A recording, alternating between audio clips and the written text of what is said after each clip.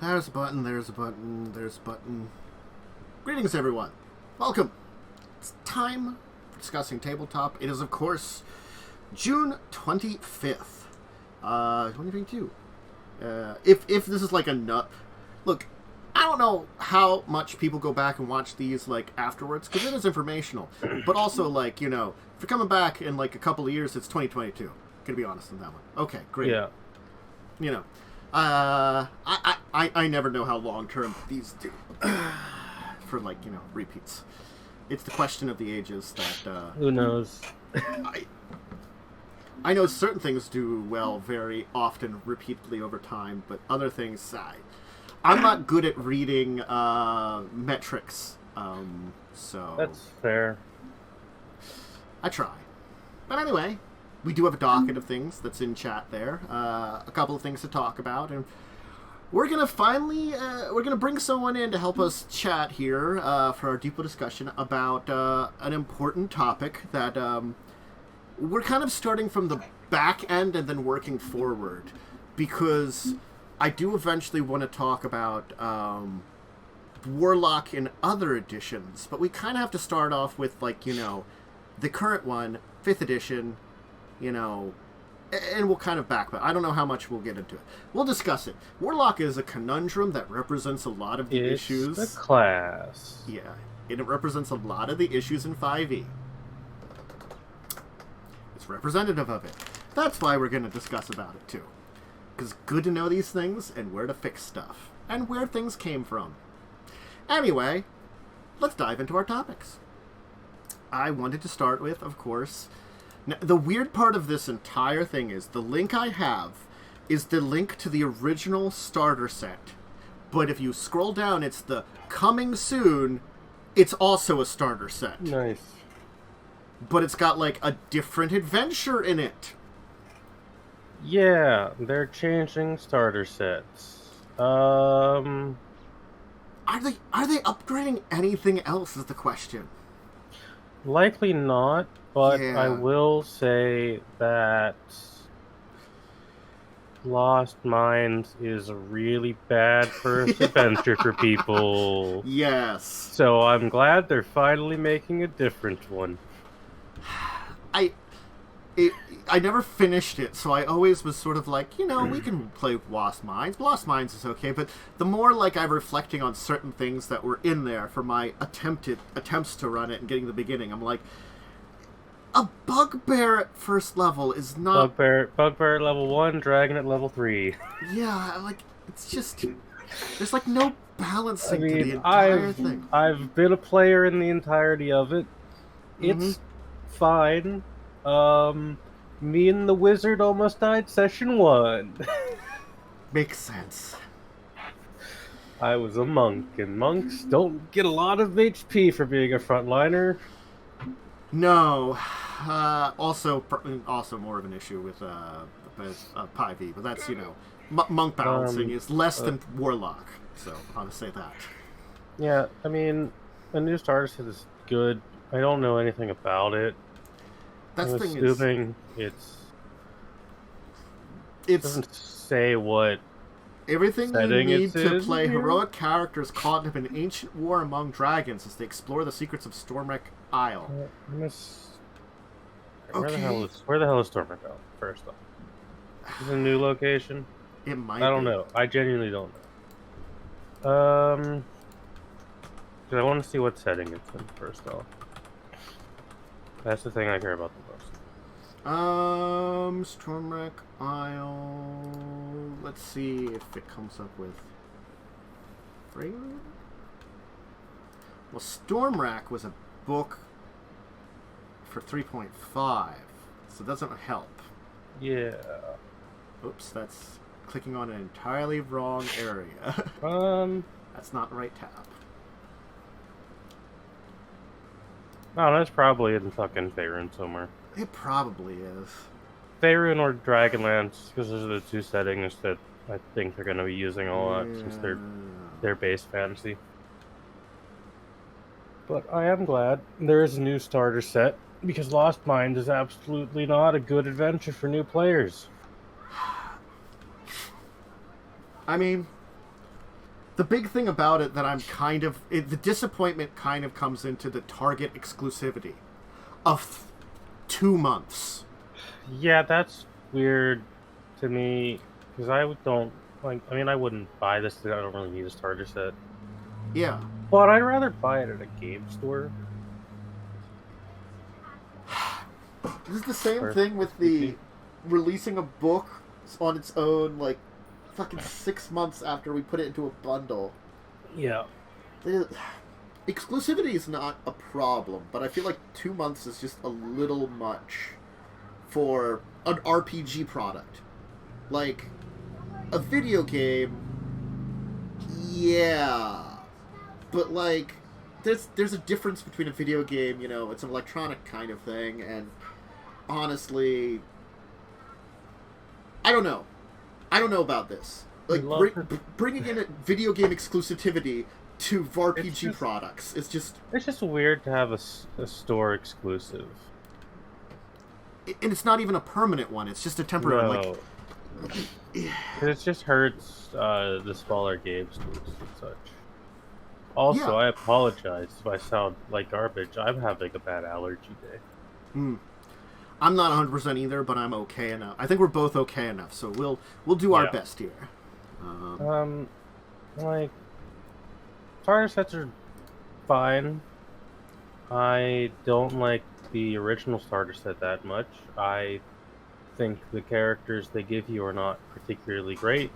The adventure is average. Yeah.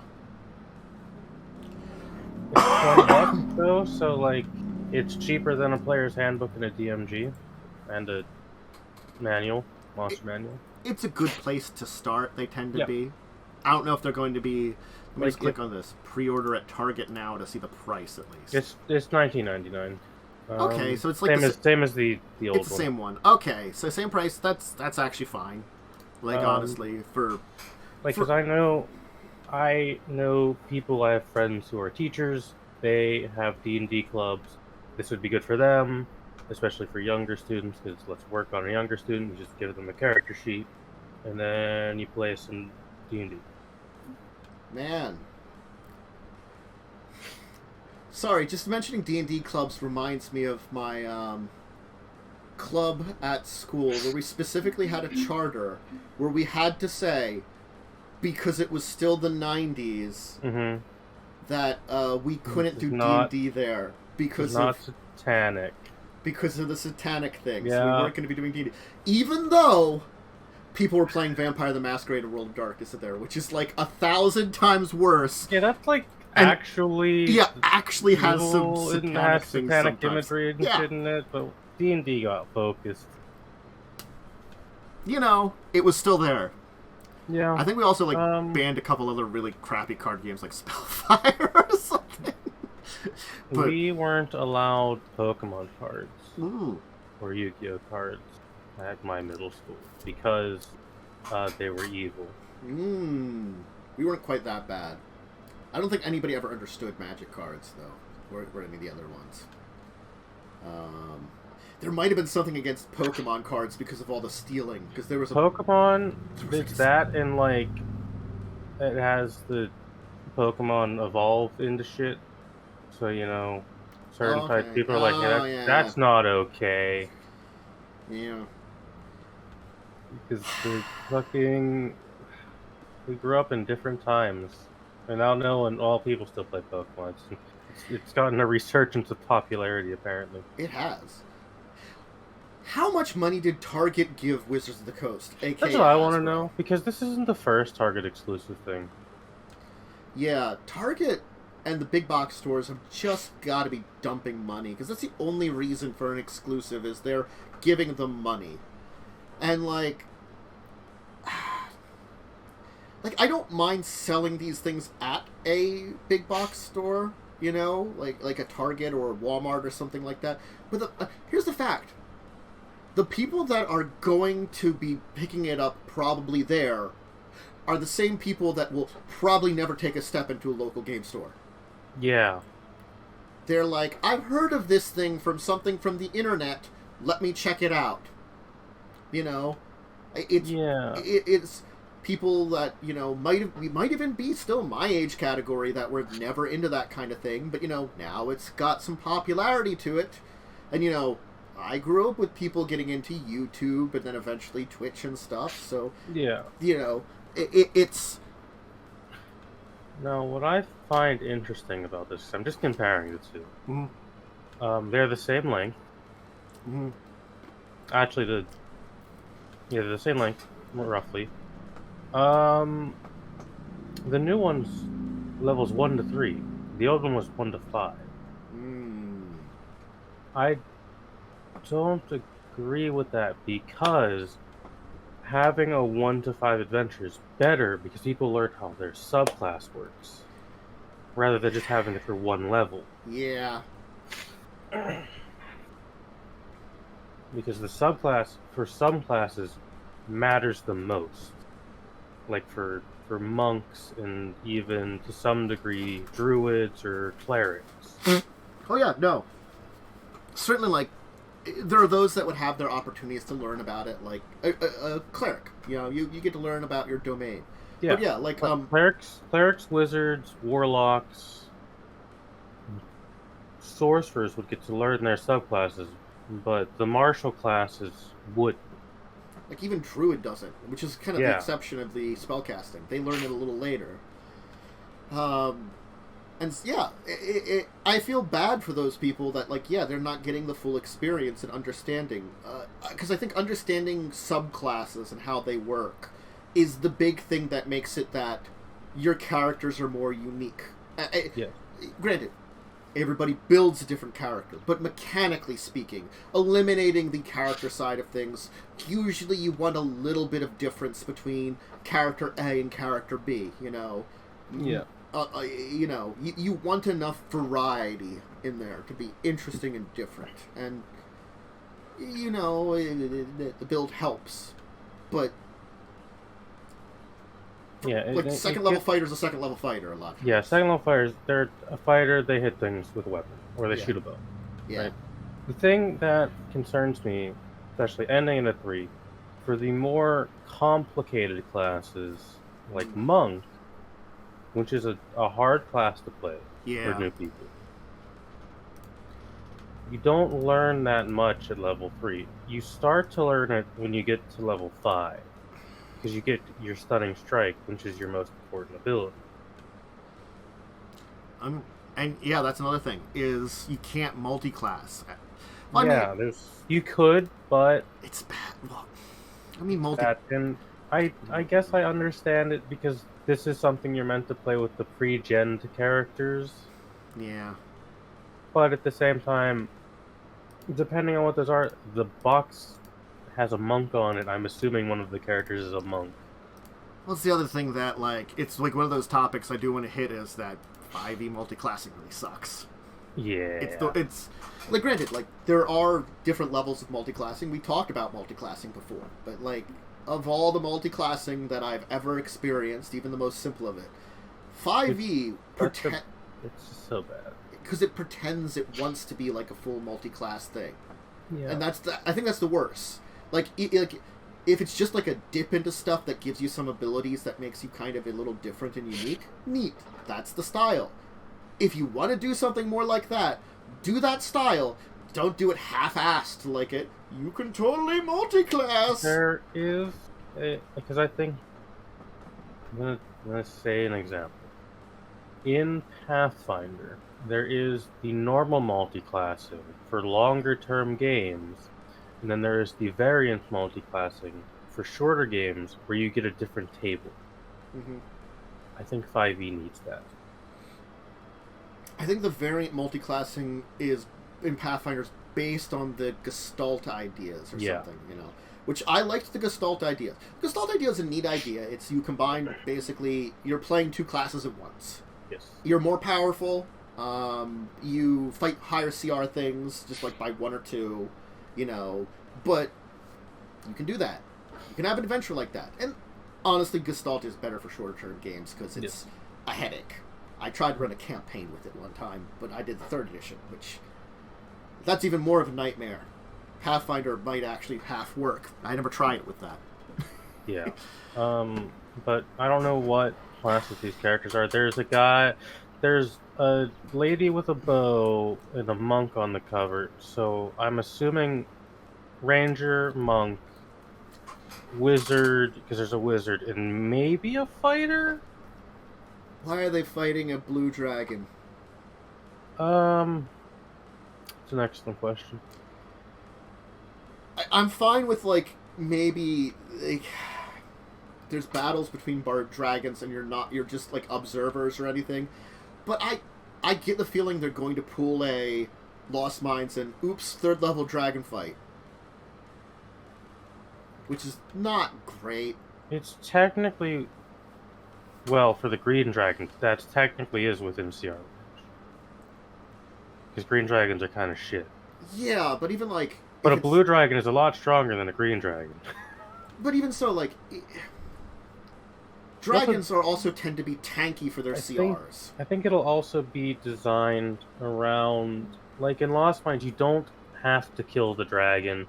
You have to get it to half HP and then it will flee. Yeah. We accidentally killed it. Man. Which is possible. Yeah, I mean, like, if you can do enough damage to kill dragons, it's very easy. Yeah, like, the thing is, like, if you do not trigger its half HP and it acts and it was just above half HP, yeah, you certainly could hit it. Yeah. Okay, Blue Wormling is CR 3rd. I'm sorry, the thing on the cover does not look like that's a not wormling. a... Looks like a young adult, maybe? I'm looking at the stat block for Young Dragon. That is a... Oh, 9. That looks like a young blue dragon. Yeah, it's nice, good old CR 9. Yeah, that level 3 party can deal with that.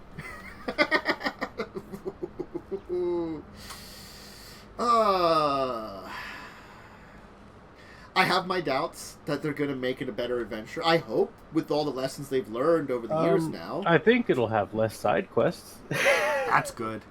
Because Lost Mines was the adventure of side quests, and then, hey, you go into a mine and fight a drow. Yeah. I mean, it's been 8 years. They really should have done one of these earlier. Yeah, they should have just updated it earlier. Because, again, like, I've always... Things like quick start guides and starter sets, I've always argued with, are the best things for an RPG because they're very easy for not only new players but new GMs to do stuff with. You know, it's good on both ends because you need more GMs/DMs. You do. You can't just be oops all players. You need to have some people willing to run stuff. Yeah. And learn. And it's a thing to learn. It's a lot more difficult than playing the game. Even something simple like 5e, it's a lot more difficult to run it than it is to be a player. It really is. Because sometimes I just don't know how to fucking deal with shit. Or I forget something very important. I rarely learn what the hell you can do. Like, I don't know what most classes do in 5th edition, is the thing. I don't look at... So I have no idea about subclasses. Like, I know what I've played can do. I don't know what all of these subclasses and shit can do. They have subclass A, and I'm like, it does something neat. I'll look at it once. What does it do? Okay. Yeah. And I'll forget about it, and I won't care. And someone will have a ability to do that. That seems neat. Look, that's why I actually kind of thought I wouldn't have actually had it backfire if they actually decided to go for the giant, not 100%, giant monstrosity on Thursday. I kind of wanted to do that to make Godzilla elemental. I'm not lying. It's just such a terrible idea. I know, but I, as the person running it, think it's a cool idea. I wanna narrate that. Sounds so bad, and I know in my heart of hearts I will have it be partially bad. I kind of want. They've caused enough world-ending problems. Yeah, it's I true. love that Wizards still puts, because it's like the smuggest shit, the world's greatest role-playing game. I love that they still put that on the bottom of all of their stuff because it's just so smug. But the problem, the problem is that's not a true statement. No, it's not. There are much it's the better world's things most than popular. 5th edition. Yeah, it's the world's most popular. It's very popular. Oh, There's yeah. much better systems than 5th edition. Hell yeah. Much more complex, grant you, but much better. Not as easy to get into. Yeah. Like, honestly, original Pathfinder, Pathfinder 2nd Edition, I like those systems both a lot better. I like them more, honestly. Because there is no greatest role-playing system. Oh, yeah, that highly depends on the person. Oh, yeah. And even so, like, if someone told me, like, depending on the circumstance, and someone gave me an option, like, if someone said, you have, like, 2 months to make up a plan for making your own adventure, I'd be like, I'll go Pathfinder. If they say, like, you have a day, I'd be like, 5th edition. Yeah. You know, it's circumstantial which one I would pick up. You know, 5th edition is just easier on everyone. Yeah. You need less time to prep and learn it. Yeah.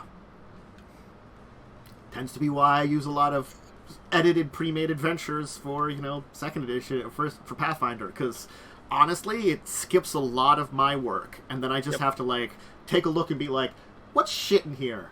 That shit? I'll fix that. And sometimes you don't notice that. But you try to. Yeah, Lightning. Why don't you have it prepped in a day? Jeez. Look. Like Cell, you're writing fucking lore instead of prepping your game. Look, I don't do a lot of lore in my games. I do lore that's pre-made. It takes me a while to I have to be like, so, Urborg, what's going on here? Okay, great. That's all I need to know. Yeah, you have the advantage of, you can just look it up. Yeah. That's the advantage of using a pre-made world. Yeah, Lightning and I, we have to actually make shit up when we do stuff. We have to be creative. Well, quote-unquote creative. I can't do that as much anymore. I did a lot of that. I say creative. My Cyberpunk world is mostly just references to 80s shit. It's just references to anime. That's fine. I accept that. Everybody likes a good reference to anime. Well, I like a good reference to anime. But, so... It's cool that they're doing a new one. Will it be better? Maybe. I don't know. I don't think so. I think it'll be about the same. If you really, really want it, it'll be out on Target at the end of next month. If not, wait till October. I mean, I'm of the opinion, personally, that if you want to run your first game, just do Waterdeep Dragon Heist. Yeah, the Waterdeep Dragon Heist. That's like a really, really good and easy one. Yeah. It's a pretty good intro-y one, too, I think. It's a good intro. Yeah. So, I do want to see that one because I have the Mad Mage, but I don't have that one. I read parts of Waterdeep Dragon Heist. It's pretty well written. And I think it's the easiest way to lead into Mad Mage. It leads into Mad Mage very easily. Because I would I kept thinking, like, that'd be kind of neat to run because, like, I have not experimented with a 5th edition Mega Dungeon. I've done Pathfinder Mega Dungeons before, and they've worked out okay. Emerald Spire is a pretty good Mega Dungeon if you're looking for one that's in Pathfinder. It's like 1st to, like, 13th or 14th level or something. Pretty good. I mean, Mad Mage takes you to 20th level. I have no idea how they balance that out. I'm curious. Maybe not. See. Maybe not the best. That's a question. I'll tell you this. If you want to run a campaign, don't do Curse of Strahd first. That's a hard one to run. It is. Though, honestly, there's a lot of interesting things you can do with it. But that's like... Run some stuff first. I actually think Curse of Strahd is unironically the best written adventure Wizards has made for 5th edition. Yeah, I can see that. There's some problems with it, but those are easy things. Yeah. You just have to, like, read ahead a little bit. Read ahead and be like, hey, yeah, how dare you, Lightning? This man over here tells you, I saw something over there, and then they're like, that sounds like a great place to quest, and you're like, got him. The way I change it is I would have the party go to the second town first, and then be told to go to Barovia, because you kind of have no reason to go to Barovia. You just show up. Yeah, it's kind of like you just show up there and run into problems. Yeah. And also, vampire spawn are mean. They are. Maybe give them a chance to, like, level up a little bit. Well, you're supposed to start at a little level. Before you deal with... Start level... 3? There's option to start at level 3, because you can skip Death House entirely. Which I recommend doing, because I think Death House is kind of bad. It brought us Door Mimic, which is hilarious, but it is terrible. I love Door Mimics. I love just sliding them in.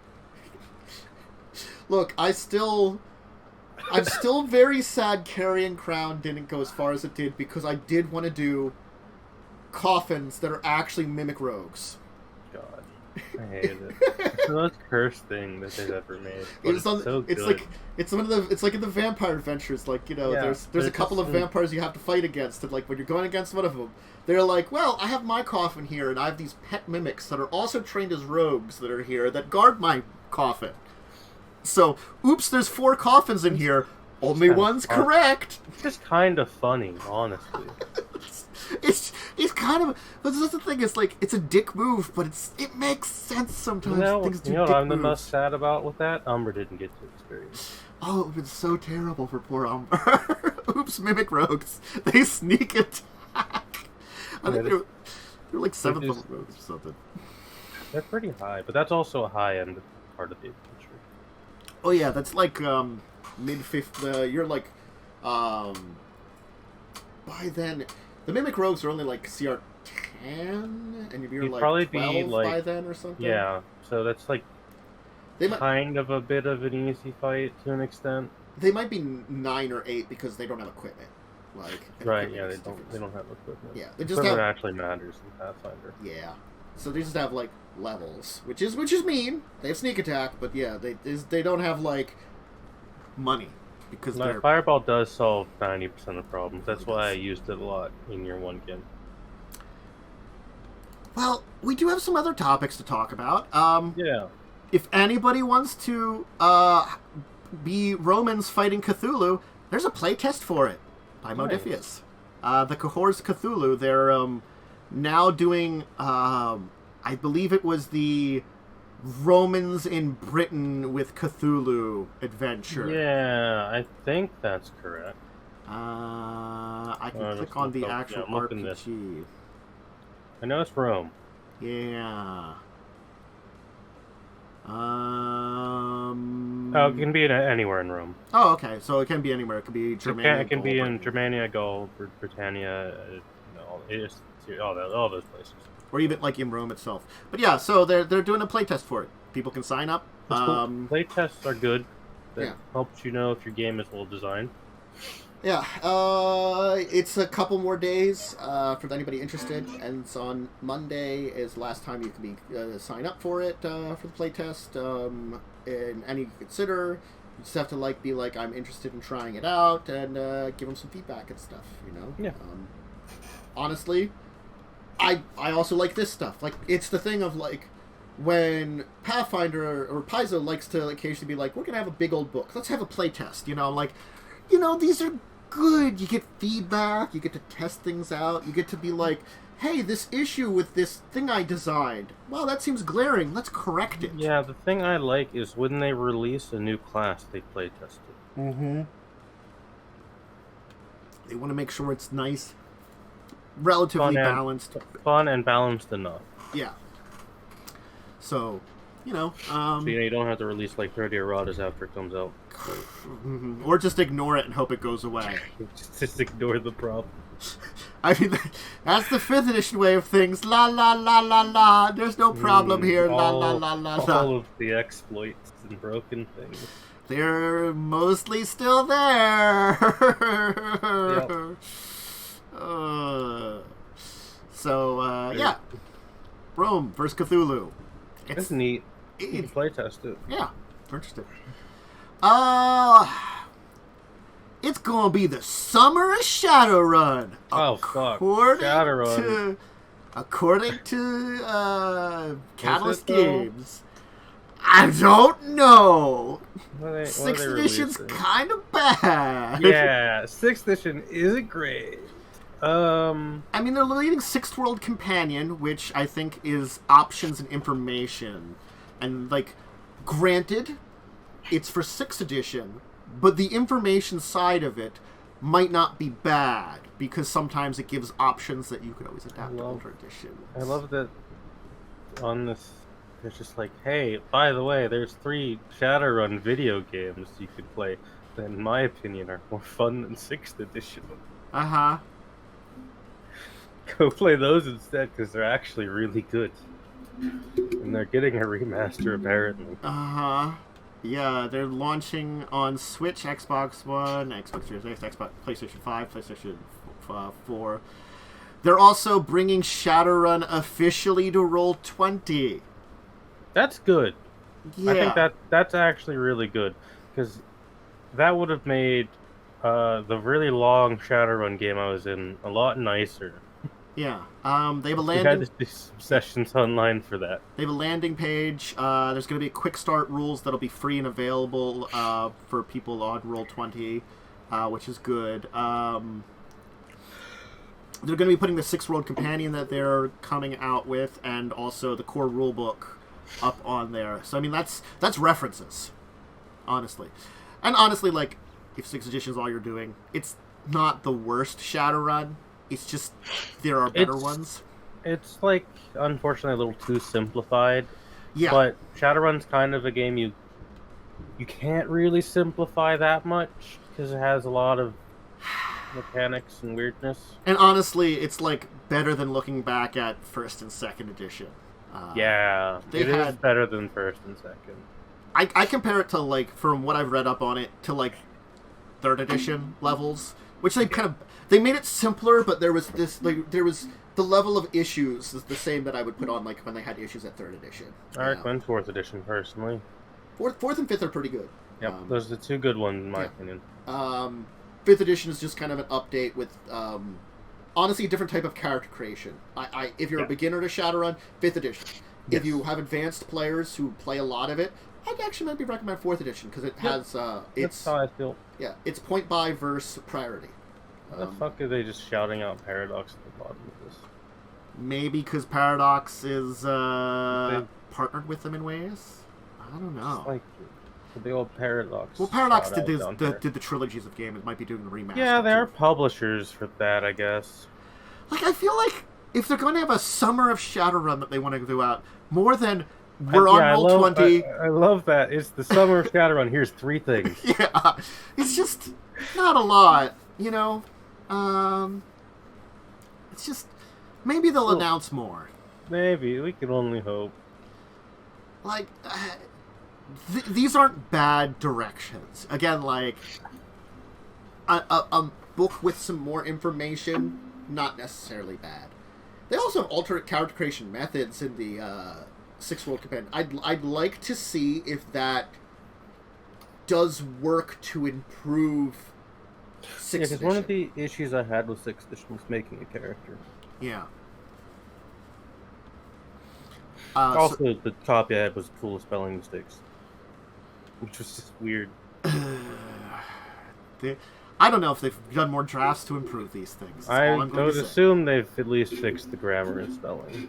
So, hey, there's yet another thing to shout out there. Shadowrun. I like Shadowrun. I love the world. The world's really good. Yeah. It's like, there are just certain world settings that I like a lot, and I would always want to play in. If you say, we're going to do something Galarian, I'm hooked. If you say, we're going to do something in, honestly, Fallout's world is a pretty cool one. Or if you say, like, Shadowrun's version of Earth, I'd be like, down for it. You know? All of those are really interesting and very, honestly, Shadowrun's world, very well fleshed out. And that's one of those reasons why it's very good. Anyway, so first it was an role-playing game, then it was a video game, now it's a board game. Everybody loves Cyberpunk 2077, Gangs of the Night City, board game. Does everyone love 2077? I don't know. I think people are still a little mad about it. I'm being probably a little sarcastic, but I don't know how much. I genuinely don't know. I mean, I played it, it's fine. Board games are cool. I can see this one actually working. Yeah, You're taking control of ruthless gangs vying for dominance in the criminal underworld, the hellhole of Night City. It's expensive because I look on here and I can see little miniatures. $110. Aha! It's got miniatures.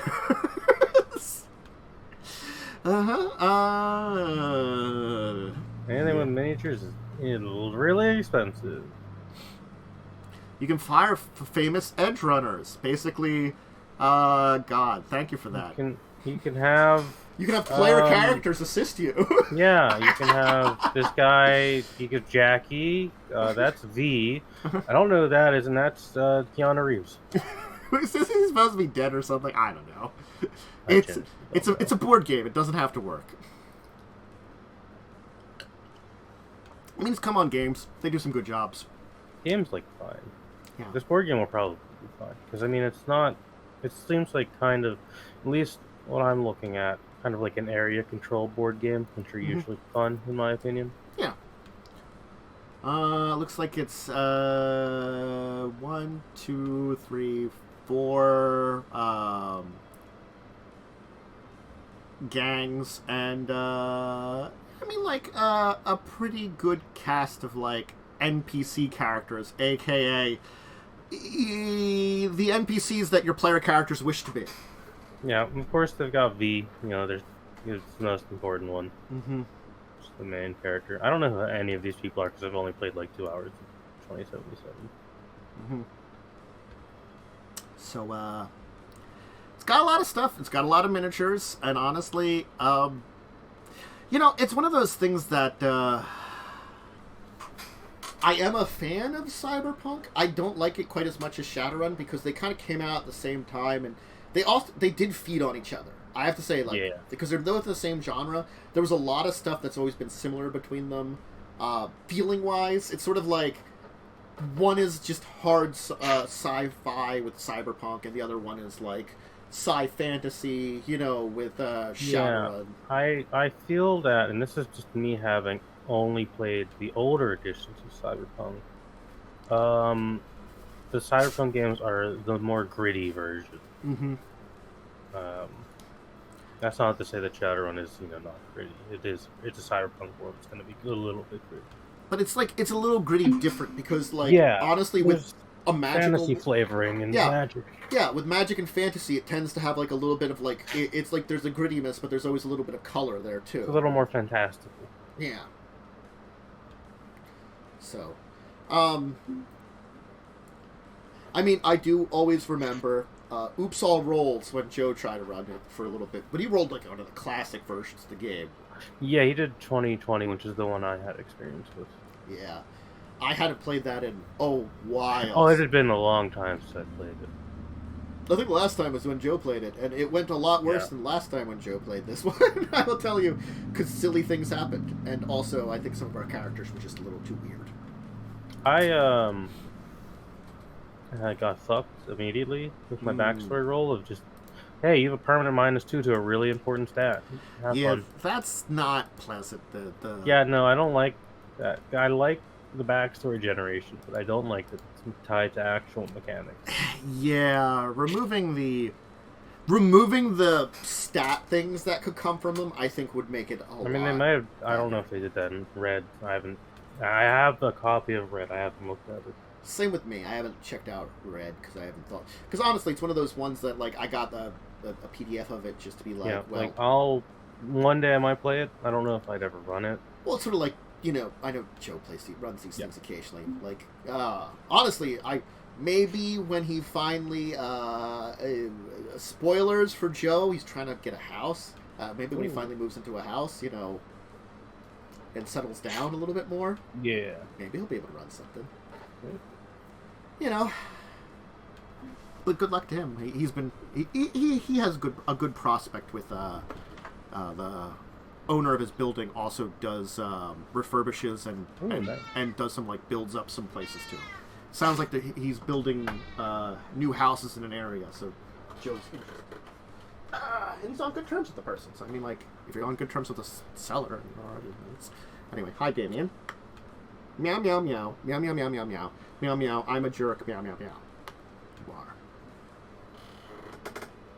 Anyway. We got one more topic. I wanted to talk about this one because it seemed interesting. It's just a little bit of a different Star Trek adventure, where it's an investigation, which is kind of neat. There's someone who's been sabotaging research in a space station, and so you've got to go interview people, investigate, and discover what's going on. And that sounded like... I'm like, come on, we need more adventures like this for Star Trek. You know, these are the...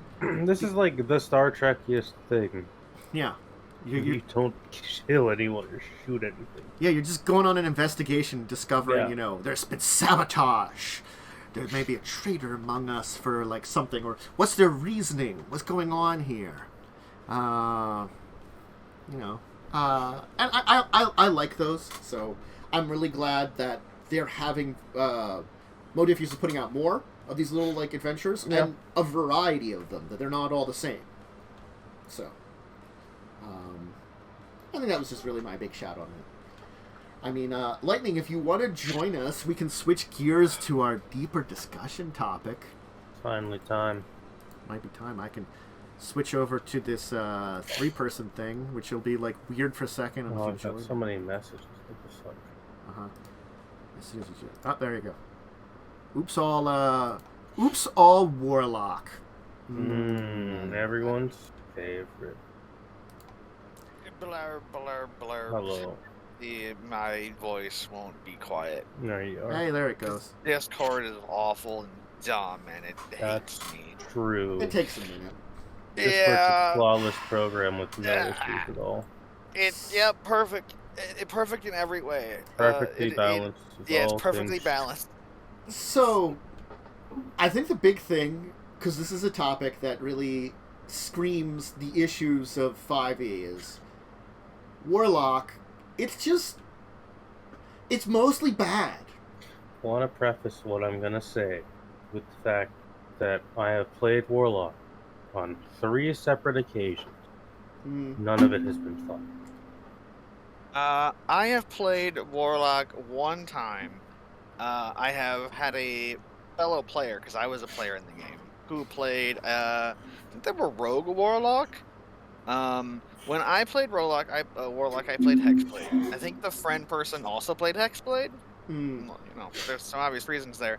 But, like, I mostly thought it was just, like, there's not enough there.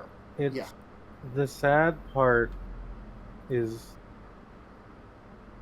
Your first 3 levels are it. Yeah. That's the class, and then you switch to something else. I don't remember what level I was, but I might have been like 1 or 2, and it was just like, eh. It's the thing of like I can say like, Joe's playing a Warlock in Sword of Wrath, but he's playing a Rogue that has like 3 levels of Warlock. Yeah, Joe went 3 levels of Warlock, and that was it. Oh, then they're not playing a Warlock, they're playing a Rogue who has Warlock levels. Yeah. Because that's what you do with Warlock. I have not met many people who have done straight Warlock for an entire campaign. So, it's actually funny that you wanted to talk about this today, because when I was laying in bed this morning, I was remembering a conversation we had yesterday, talking about different classes, and Warlock was one of them. And if I can remember what my own brain was thinking, I think the biggest problem that Warlock has is it's masquerading as a caster, and it's not. No, it looks like a caster, but even by 5e's own admission from its very mechanics, it is not a caster because it is not subjected to the multi-class caster table. Yeah. Like everything else is. And I think after talking about it, I know why Warlock is as it is. And it all comes back to 5e and the way they treat races. Races are designed to be paired with 1 or 2 different classes and played that way. Yep. And Warlock is... Yes. So imagine you're playing a caster who doesn't have very many spell slots, but you're playing a race that gets 3 extra spells. An infinite cantrip, which you could just have flavor because you're just going to take Eldritch Blast. Then you have a level 1 spell you can use, at 3rd level, once a day, and then with the new rules, you can cast it again or something using spell slots. But you're probably not going to do that as a Warlock. And then at 5th level, you get a free 2nd level spell. Well, let's see, what's the thing they're doing with sorcerers lately to make them better? They're giving them more spells, so they have more utility. And now, combine this with the fact that there's a lot of feats that give extra spells. So you have, Magic Initiate, you have the Shadow something, and then you have the Fey thing, which gives you another level 1 and level 2 spell. So now look at a Warlock. You're playing like a Tiefling, and then you got a feat, and you got 2 extra spells. Well, now instead of having 1 or 2 spells, you have 5 spells. That's a lot for a class. I think another part of the issue with Warlock just comes down to the fact that they don't have the spell slots to use most of their spells. Yeah. Yeah. Because you get a spell on a battle. At 5th level, which is around where most statistically where a campaign is most likely to end, you have 6 spells and only 2 spell slots. Yeah.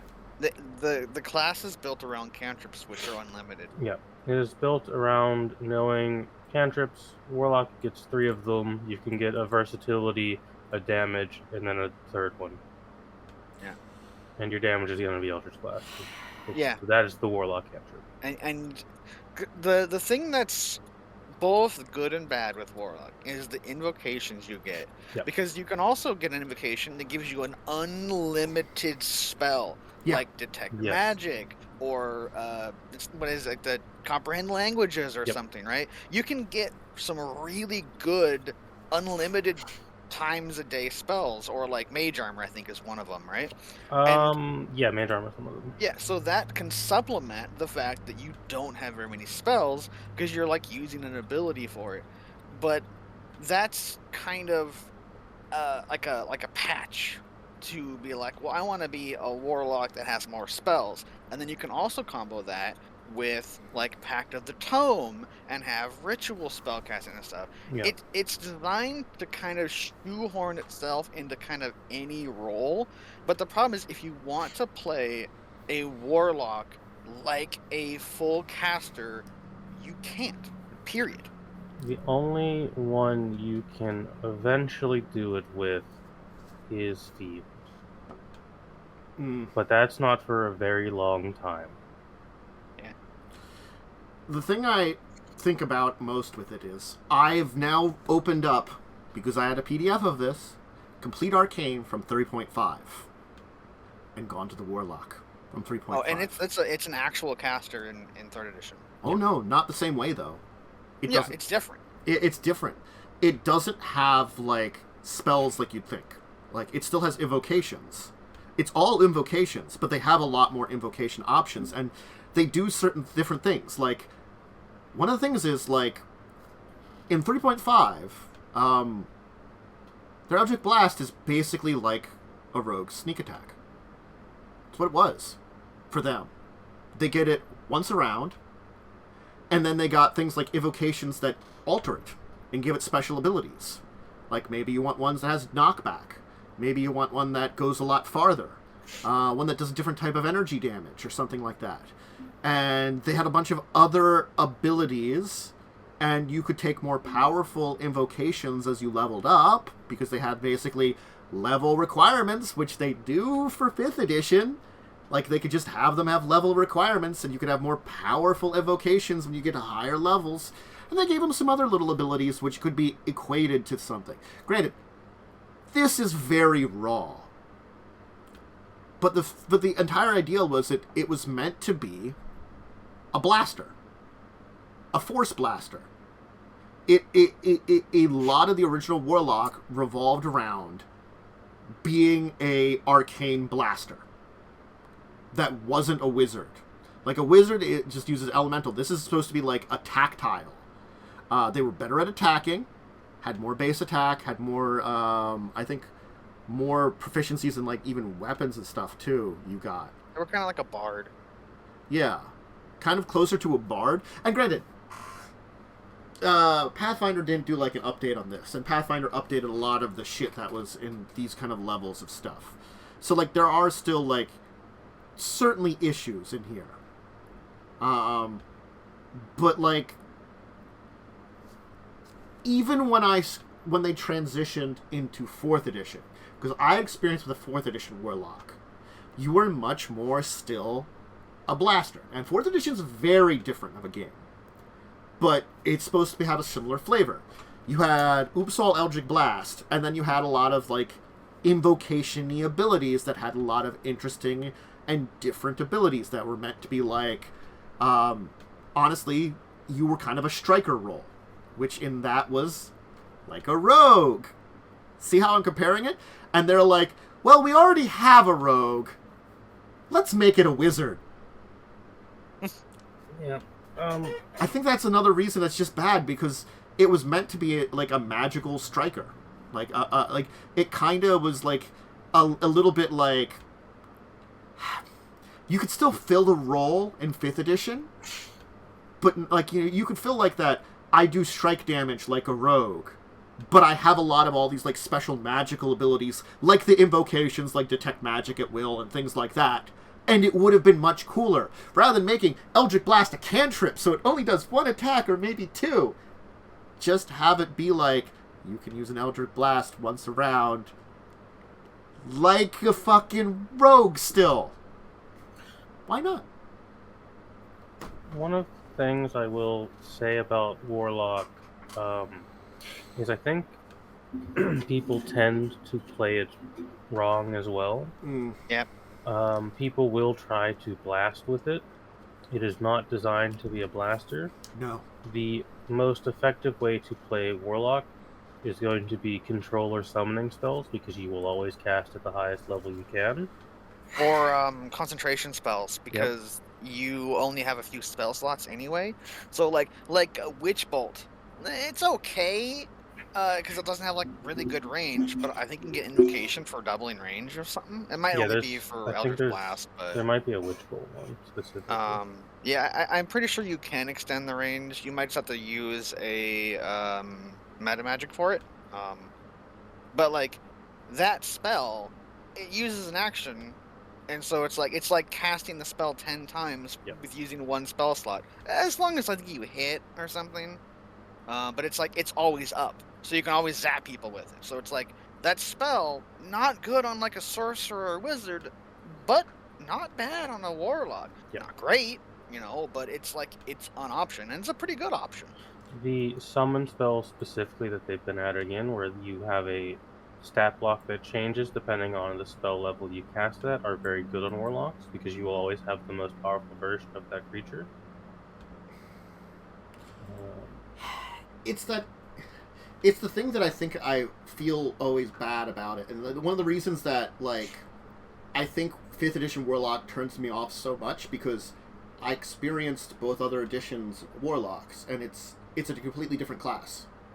They decided that they wanted something different, and I mean, like, more power to them if they wanted something different. But I feel like,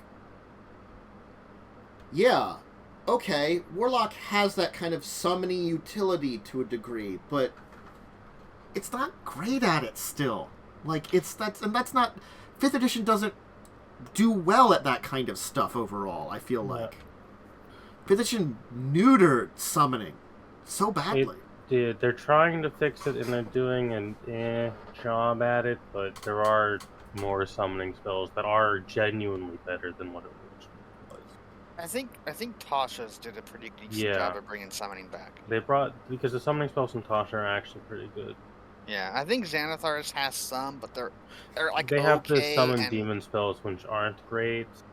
I think they're certain components they require, but they are a higher level. Where the Tasha's one was like, hey, maybe if you want to summon things at, I don't know, level 1 and not level 6. Yeah. Another thing with Warlock, that I will say, the invocations, a lot of them are not useful. Yeah. Beast Speech, for example, sure, it's one that gives you a free spell that you can use at will, but it's Speak with Animal, which is almost never picked because that doesn't come up that often. It's so situational. The Beguiling Influence, Proficiency in Deception, Persuasion. I'm pretty sure those are Warlock class skills that you can pick. I mean, if you want to diversify and not pick them, then you can get them with that. So one's Cloak of Flies. It gives you advantage on intimidation checks, and that's kind of it. Well, which isn't very good. You're only really going to pick the same ones of these over and over again because there's only a couple of good ones and the rest are kind of useless. There's like, what is it, like maybe 5 to 8 out of all of them that are like really good, but a lot of them mostly come down to like a feat. They're like half of a feat. Yeah. And by playing that class, you get like these half feats in the case of the invocations, and they are there to tailor your build to be what you want, which is actually good. But what happens is after you kind of realize that, it makes it feel like they aren't really choices and they are requirements. Yeah, like in older editions where you had feat tax. If you are going to play a Hex Blade, you are most likely going to take Fiendish Vigor and any of the Pact of the Blade ones. And that's kind of it. And Thirsting Blade is a requirement. You Thirsting Blade is just required. Yeah. This is just like such a sad thing though, because like as you're saying that, then I was looking through the first level invocations in 3rd edition and I'm like, all of them are fine. They're all actually really decent, and like, why couldn't you just have all decent abilities? Many of these invocations in 5th edition are so situational that you will never take them. I mean, unless you are given like in the game that I'm planning, for the 5th edition game I'm planning, I'm straight up telling the players, this is what you're going to be doing. So like, you know, build appropriate characters for the adventure. If you're going to have a very like chatty and social one, you could easily have a face character that's a warlock, and then they can have like, I don't know, a charm person spell or something. Is that good for them in combat? Not really, but they can just fucking Eldritch Blast. Yeah. Like, these invocations, for me, what they come down to is, if I really want one, I'm going to just take the feat that lets me take them. Yeah. Mm-hmm. But that's less. That's less of a warlock specific problem, more of wizards made a feat that is pretty strong. Yeah, but the thing, in regular play, you give up an ASI for that feat, which is pretty big give up. I actually think for some of these, it is worth giving up an ASI. Yeah, maybe. And then you can always just be variant human too. Get a free feat. Honestly, if you're going to play a Blade Singer, getting the Fiendish Vigor one and just casting False Life on yourself at will is incredibly good. Yeah. You know, it's this weird thing that I feel like, and I think we kind of circling back to it is like, I feel like just, you know, there is something perhaps to this version of Warlock, you know, and that's the sad thing is, there is this spark of there could be something really cool here, even though it is a very different Warlock than previous ones. That's fine. You can reinvent something. That's not a problem between editions. I don't mind that. I just, if you're gonna do it, I kind of feel like you needed to do it well. You know? It's such a shame because the first 3 levels of Warlock are actually really good. it's everything after that that's good.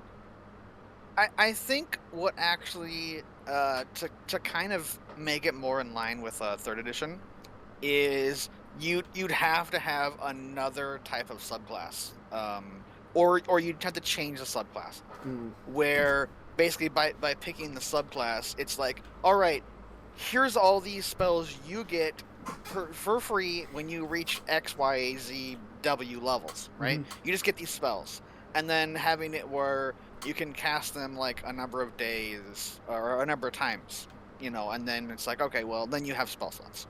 So you have these spells. I mean, you can like cast them like once or twice, right? And then if you want to cast something again, you have your spell slots, which you recover on short rest, or you don't.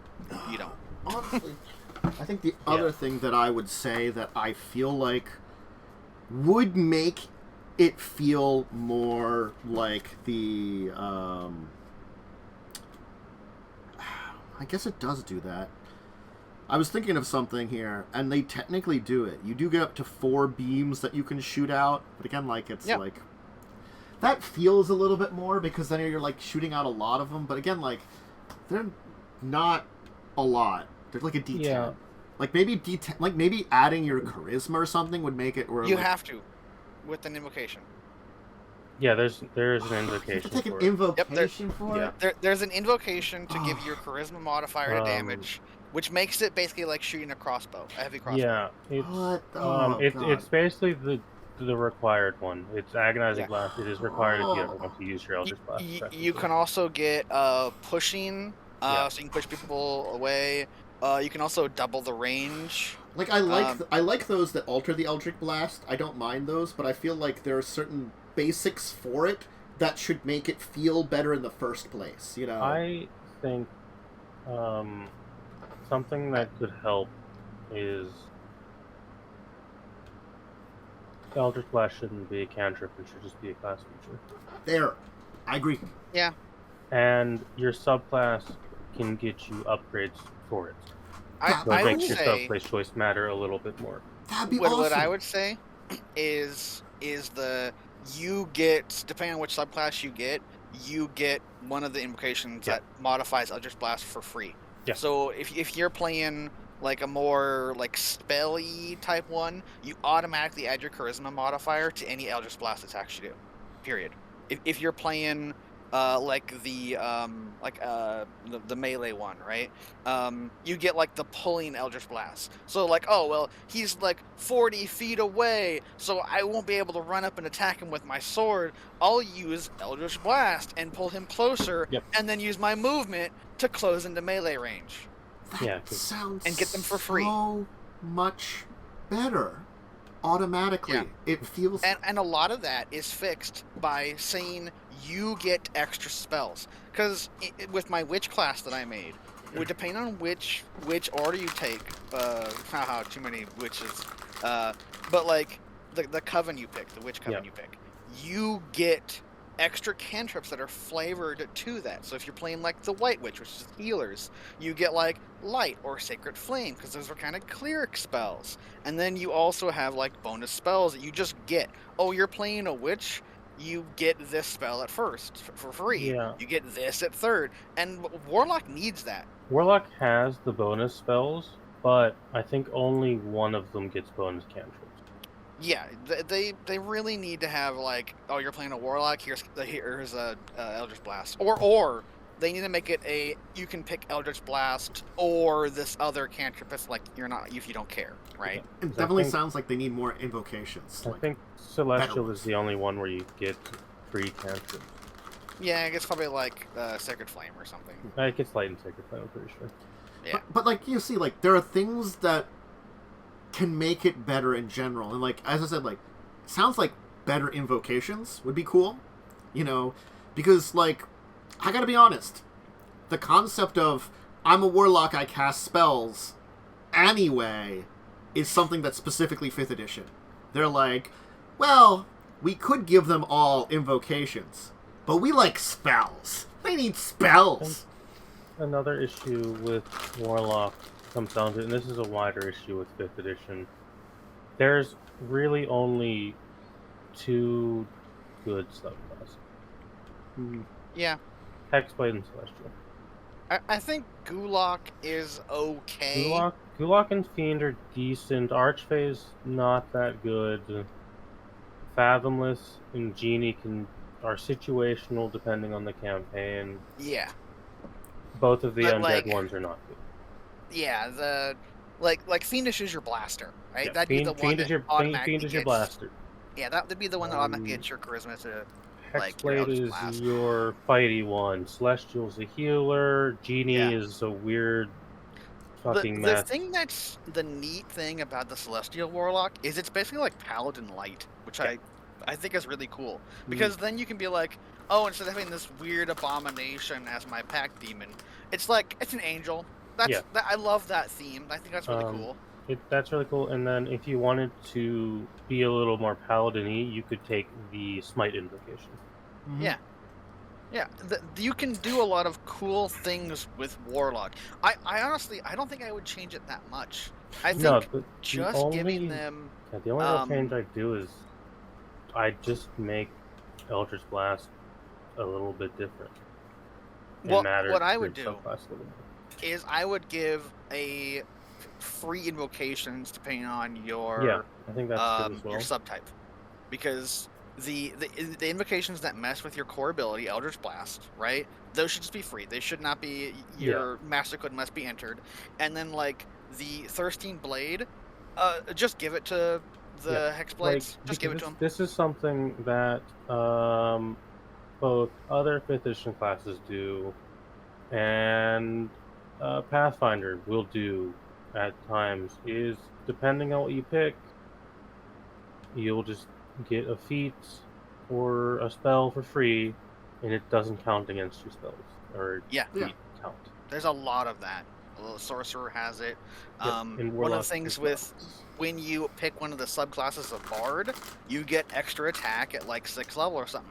Why doesn't Hexblade get that? Yeah, Hexblade doesn't get does not get. Yeah, you have to really use an invocation to get extra attack. Yeah. Just don't. Just say, you just get this. I would honestly get rid of a Cursed Spectre and slap extra attack there, because a Cursed Spectre is honestly not good.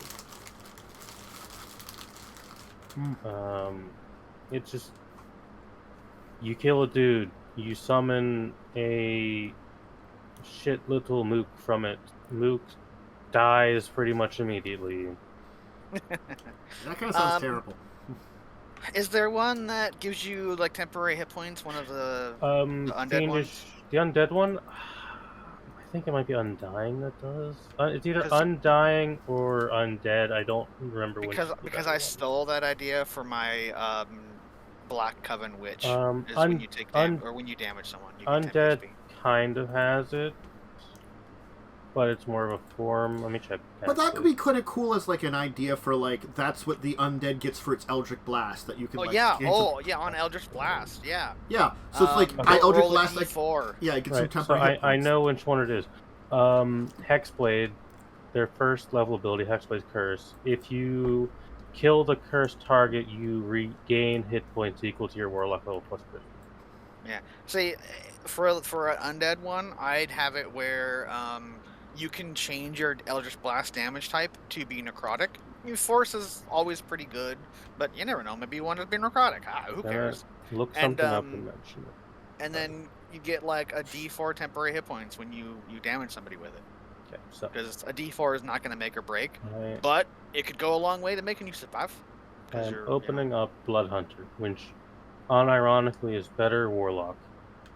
Yeah, it's like Warlock is on the cusp of being good. It's so close to being good, but it's missing those special things. Because the problem isn't give it regular half-caster spell slots. That won't fix it, because it auto casts up. That'll just break it. It'll make it too strong. I can agree with that, definitely. So what it needs is extra spells, depending on which one you're at, and free invocations, because the invocations are a feat tax.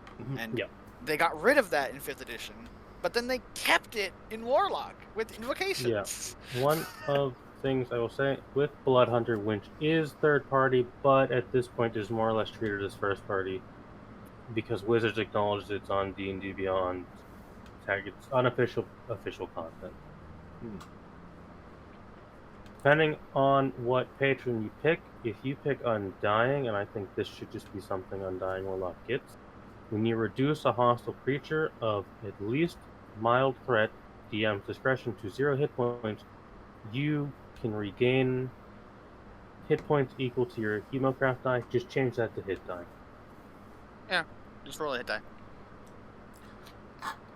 Do you think some better invocations, too, would help a lot? Yes, I think. Yeah, because options are always good. Yeah. Options are always good, and it would help make Warlocks feel different. Yeah. Because most Warlocks are going to take the same invocations. Which is why my thing of, depending on what subclass you do, you should get them for free. It's just they just upgrade. There will obviously be varying degrees of difference. A Pact of Blade is going to take different ones than Pact of Tome or Pact of Chain, and if you're playing the Talisman one, you're already just going to have a bad time because that's a really horribly designed Pact boon. Yeah, like, it's that thing that, like, I would want to see all the invocations and be like, all those are cool. I could see a character taking them. Like, granted, like, some of these don't work the same. I'm going to say, like, you can use Shatter at will. Shatter wasn't damaging in 3rd edition. But it was pretty cool that you could just say something and shatter stuff. Gain bonuses to some skills. Create a fog cloud. And there's that will. Gain a bonus to 20 your saves. You could just have it that maybe you, like, gain your proficiency bonus to a save. You know, you've got, like, it's because that's Dark One's luck. You're just good at that save now. Use Darkness. See in Darkness. That's one they have. Shocking Grasp at will. Reflect attacks. Create a fog cloud around you for some concealment. See invisibility. Spider climb. And then summon a swarm, which you could do like a summoning thing too. Those were all like the first level Warlock abilities they had in like 3rd edition. They're all like, I could look at all of them and say like, I could see a build for any of these. And that's some of them still exist in 5th edition now. Yeah, I'm sure. You could take and add them though. Yeah. Because like the Shatter one, you have a once a day Shatter. Yeah. That's just what it is, right? You just get Shatter once a day, and you just tie it to whatever level you get second level. There's one spells. like that is Compulsion. Once per day you can cast it without a Warlock spell slot. You cannot use it again until you long. Yeah, but in the new rules, basically what it would be is you get it once a day, and then you can cast with your regular spell slots, because that's less stupid. Yeah. That's one of the rule changes I don't mind. That's one of the other problems with Warlock is, well, feats and other classes have been getting updated for the new wording. Warlock still is not for their invocation spells and stuff.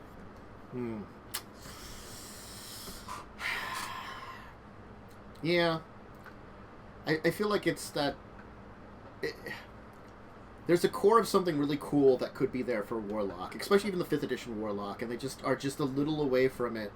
And, like, I feel like even with the changes they've done, they could still capture the feelings of the old Warlocks a little bit. You could still have the Blaster Warlock. Yeah. Yep. It's just that you have some other options, too, that are, like, kind of neat. That feel... Well, I guess it captures a little bit of, like, some of the feeling they added in, like... honestly, a little bit of that they added in, like, 4th edition. Which is not bad. 4th edition, you were still a blaster, but they had, like, a lot more variety, you know, because you had, like, weirder powers, depending on your pact. And that's fine. I just want more of that in 5th edition. Like, I liked playing a Warlock. Honestly, every time I look at a Warlock in 5th edition, I'm just like, no. Warlock in 5th edition, to me, has become a 1 or 2 level dip for a paladin or sorcerer or bard. Yep. And that's it, because just the way those interact. I think cool role play to the character. and you don't have to be shackled to I'm many levels of gonna Warlock. open up the stupid 5e tools so that I can look at the slot progression, because I think their slot progression is crap. Their slot progression is pretty bad. It's because it stops at fifth. You have 2 spell slots all the way until 11th Yep. level. Yep. That is way too far. I would probably move that down to like 7th or 8th, and then you get slightly sooner spell slots, because basically you're just shuffling it up so that you'd have maybe at 20th level you get a 5th spell slot, and just make it like if you would small do changes. it every 4 levels, you just have one more spell slot and it'd feel fine. Yeah, because the biggest problem is at first level you have 1 spell slot, which is pretty oof, but it's actually only 1 less than like a full caster. Yeah. They only have 2 spell slots, and you get yours back on a short rest, so it's pretty good. Yep. At 2nd level, you're 1 behind, right? You have 2, they have 3, but you have short rest. This is another key. You need to give your party short rest. Yes, if you have a Warlock, you need to give your party short rest or they can't do anything. Yeah. Yeah. So then, because I think this is why the spell slots are as they are, because it's like 4th level, third or 4th level, you have 4 spell slots as a regular caster. So then, with 1 short rest, you have equal amount of spell slots. But for the player, and because short rests are not always going to happen, right? Your player should argue for short rests, but they may only get 1 a day, right? Yep. Out of the 2. So that lack of progression for your spell slots, you will eventually fall behind. Yeah, sure, you're always casting at max level, but the other people are getting 2nd level spell slots, 3rd level spell slots, 4th level spell slots, where you still only have 2. Yeah, they're casting at max level, but they can cast 4 level 1 and like 3 level 2 and then like 1 or 2 level 3 spells. Yeah. That's a pretty ouch thing, like power scale wise, right? You may still be kind of in the same power scale if you are given all your short rests, but it's not good feeling for the player. Just shuffling that a little bit, I think, would help. One of the other issues I have with Warlock, and this is specifically with the Celestial Warlock subclass, you do not get enough spell slots to be an effective healer unless you're getting short rests. I think you'd have to be the Celestial. You would have to. You do not get enough spell slots to be an effective main healer as Celestial, even though Celestial is designed to be a main healer. Would it break the balance of 5th edition? Just basically give like a Celestial Warlock's a Witch's Healing Hex?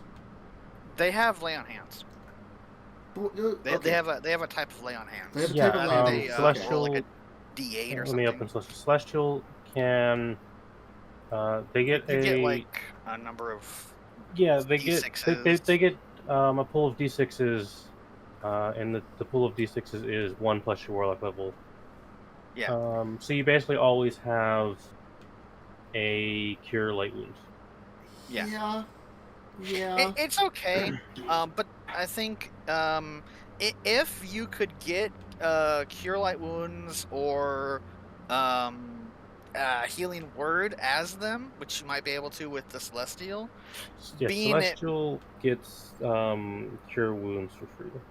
Yeah. Being that you can do a short rest, if you have any spell slots left, you can cast a cure, burn your last spell slot or whatever, burn both your spell slots, depending on if you've been careful. And then you guys take a short rest.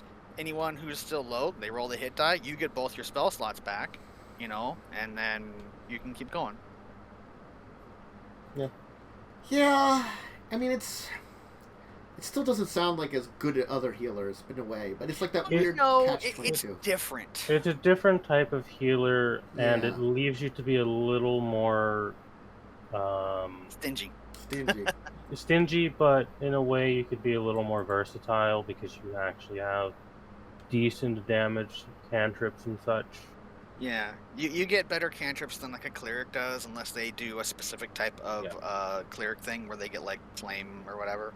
Um, it means that if you want to use one of your spell slots, you can use it for a fairly offensive spell that's like always powered up maximum, and you can still fall back on your pool of d6s for healing. It's not bad. It's just different. It's a different type of healer. There's a druid that's like this as well. Yeah, it's like stars or something. Dreams. Dreams. Okay, yeah.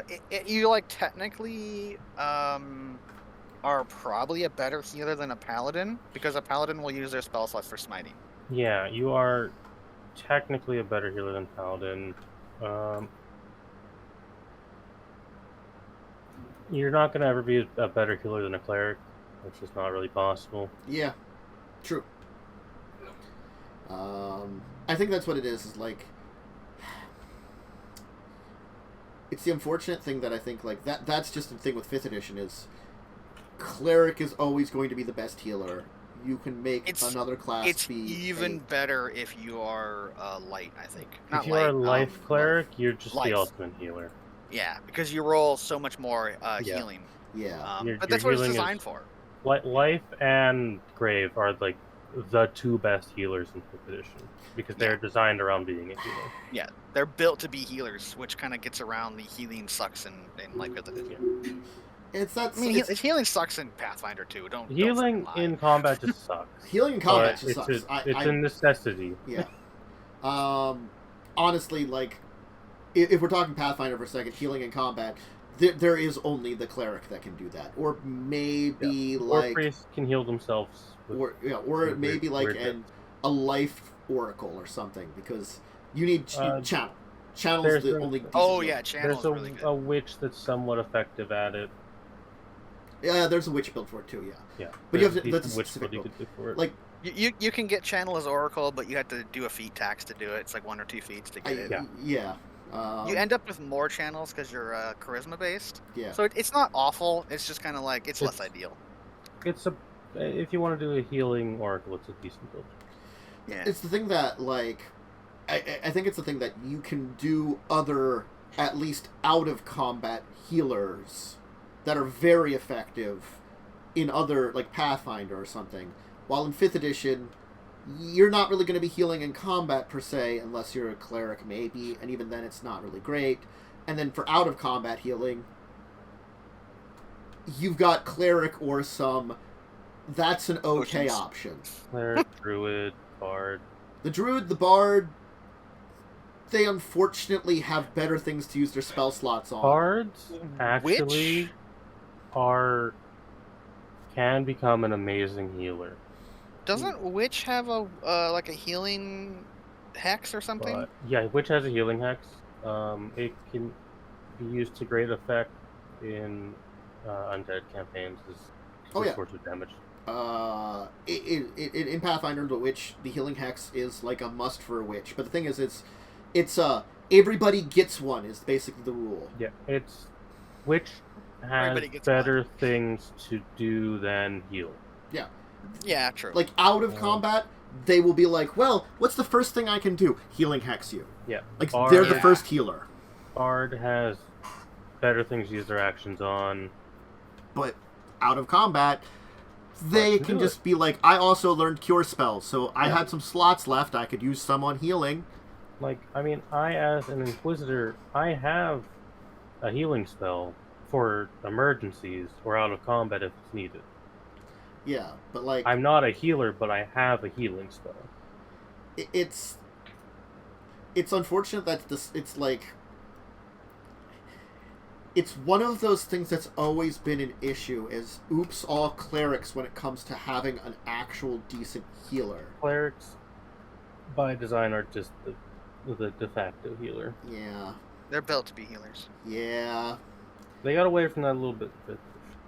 5th edition just gave them more offensive spells. 5th edition gave them offensive spells and some neat subclass things. Yeah, I like honestly... light, where it's like, fire! Light, here's fireball. I don't mind that kind of stuff. Like, there were some, like, there's some, like, I'm going to Pathfinder, there were some decent domains that gave you some really cool abilities. Elemental. Yeah. Domain is one of them. Yeah, decent you take spells. elemental domains. Yeah.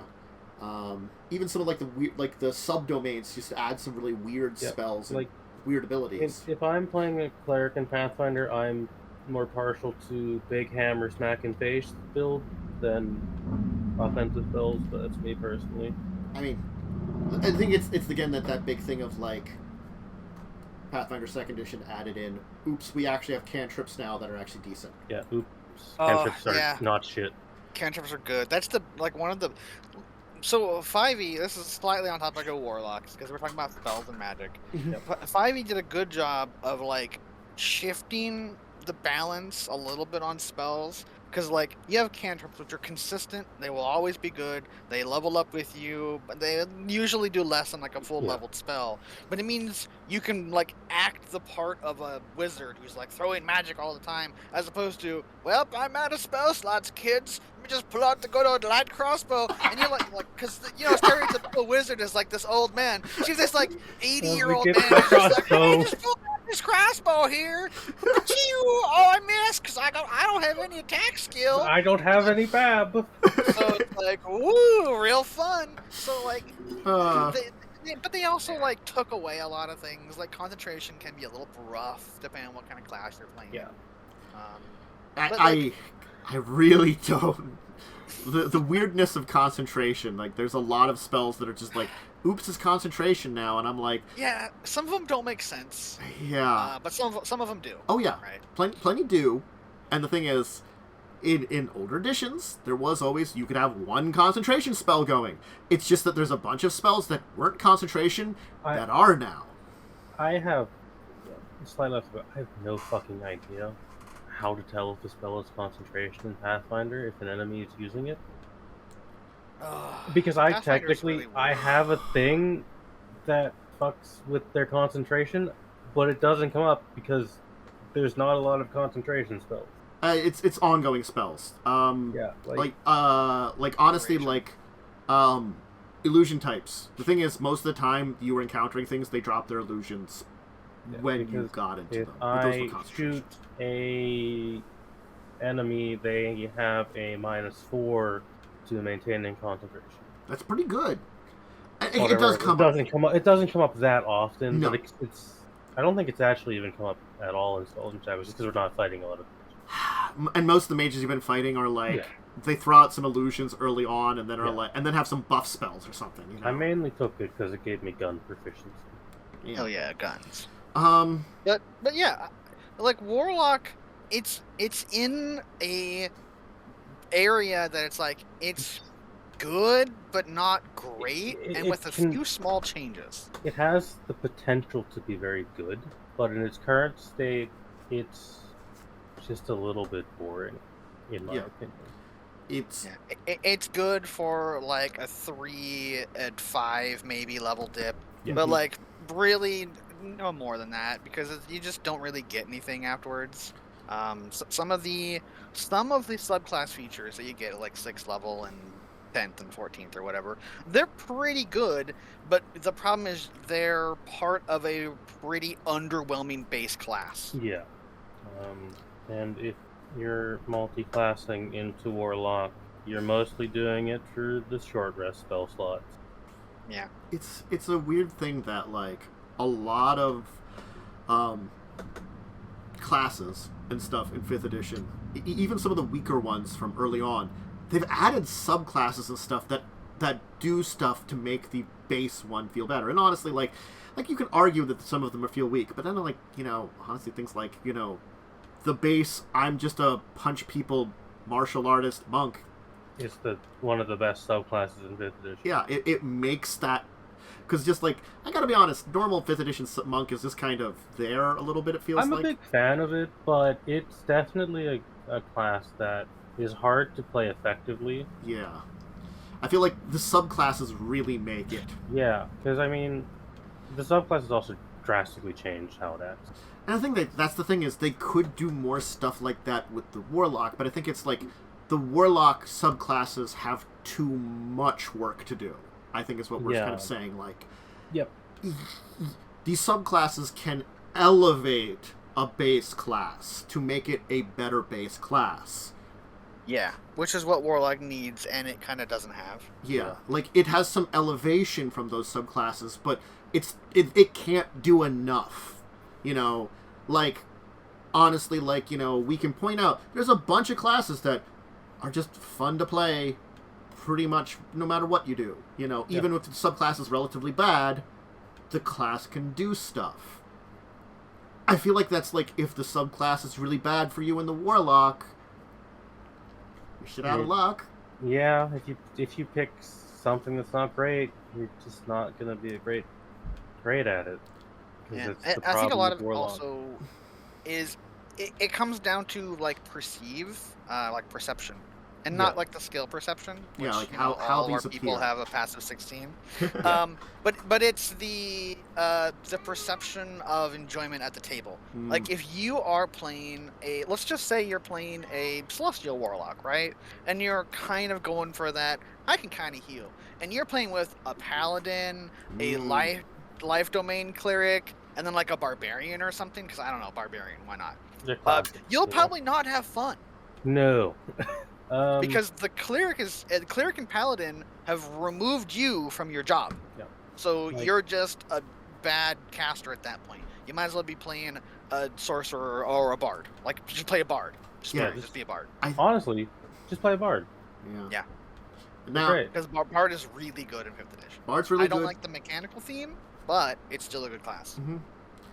It's the feeling that like I think that's one of the big feelings about it is that it can easily be outshined for the things it's supposed to do by another class, where it should be able to stand aside it as its own thing. And I think that's it's sort of like I can have a cleric and a paladin next to each other, and they don't feel like they're stepping on their toes. No. But not with the Warlock. Yeah, Warlock is it just kind of doesn't fit well into a party cohesion because it overlaps a little too much, or things overlap with it too much, and those things do it better.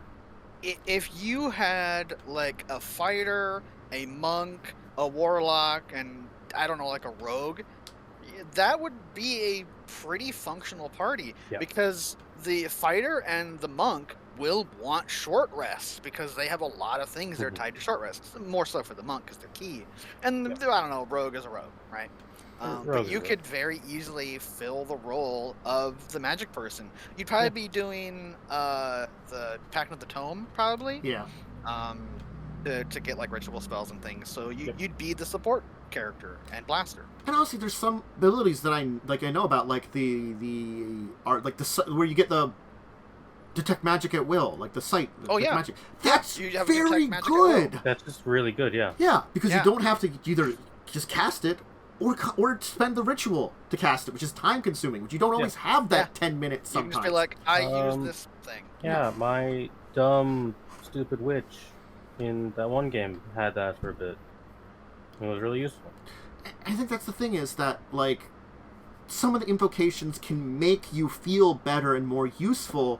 It's just like you have to choose them, and there's not a lot of them, and it's like you need more. Many of them. You need more. It just needs something to help it out and make it feel like it's not stepping on those toes. Definitely the idea of subclass having the addendum of you get this invocation, it does not count against your number of invocations. Yeah, you just would help a lot. Mm-hmm. You always have to burn one on Agonizing Blast if you ever want to use your cantrip effectively. It's like one of those things is because like they don't really have an equivalent in Pathfinder. It makes me feel bad because I'd be like, oh, Pathfinder. No, they don't really have one. And I like Warlocks. I played them in 3.5. I played them in 4th edition. That was the big campaign for 4th edition I did for a while. I was a Warlock. I had a good time playing a Warlock. It had neat powers. Granted, it's 4th edition. It's very different, but it felt like something different. I was Eldritch blasting a lot. I was, being a blaster and doing a lot of like strike damage while kind of hanging back. That was fun. The most fun I have ever had as a Warlock was when I played a sorcerer warlock. Oh, jeez. So, I don't know if there's much else to say. No, we pretty much covered it all, I think. Yeah. Because my big revelation was that Warlock is designed to be played as a tiefling, so you get extra spells for free. Pretty much. Tiefling or some of the elves can do it. Yeah. I mean, like, High Elf gets an extra cantrip, which is, like, not good, and it's intelligence. And I think this is actually something that I really feel bad about, because it's like one of those things that they did well in Pathfinder First Edition, so they should have known better. They gave us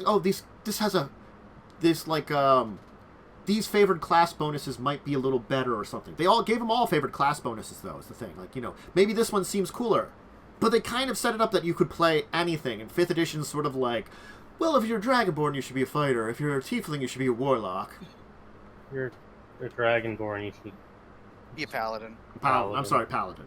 Yeah. Yeah. And that's one of the things I've slowly been trying to undo as I work on my own custom setting, is I might not be like, oh, well, you can just have the +2 wherever you want, but I'll be like, these are the more common things, unless you, like, give me a backstory reason. Like, like, you are an orc wizard or whatever, right? Normally you get, like, a 2 strength and a 1 con or whatever. I'd be like, it's like, okay, well then, you might still have, like, the 1 con. Like, I might not let you move that, but I'll probably let you move the +2. Yeah. Because like, not having the +2 on, like, a caster or, on your main stat is kind of hurtful, About where I'm at. If you make an argument, I'll let you put the +2 somewhere else. And it's honestly not that hard to make an argument for it. And I think that's another thing that's, like, just a side note, that's like kind of one of those blows to 5th edition. Those ability scores matter more in 5th edition than they do in Pathfinder. Yeah. Because that +2 in Pathfinder, it's there, it's good, but, like, the difference between an 18 and a 20 isn't really that much. Because you have the BAB backing you up. Or even a 16 and an 18. Not that much. So, like, having a +2 or not a +2 to a stat, Especially if you're playing a full caster like a sorcerer or a wizard. Yeah. You really want as high of a casting stat as possible, because that's your DC. Yeah. Yep.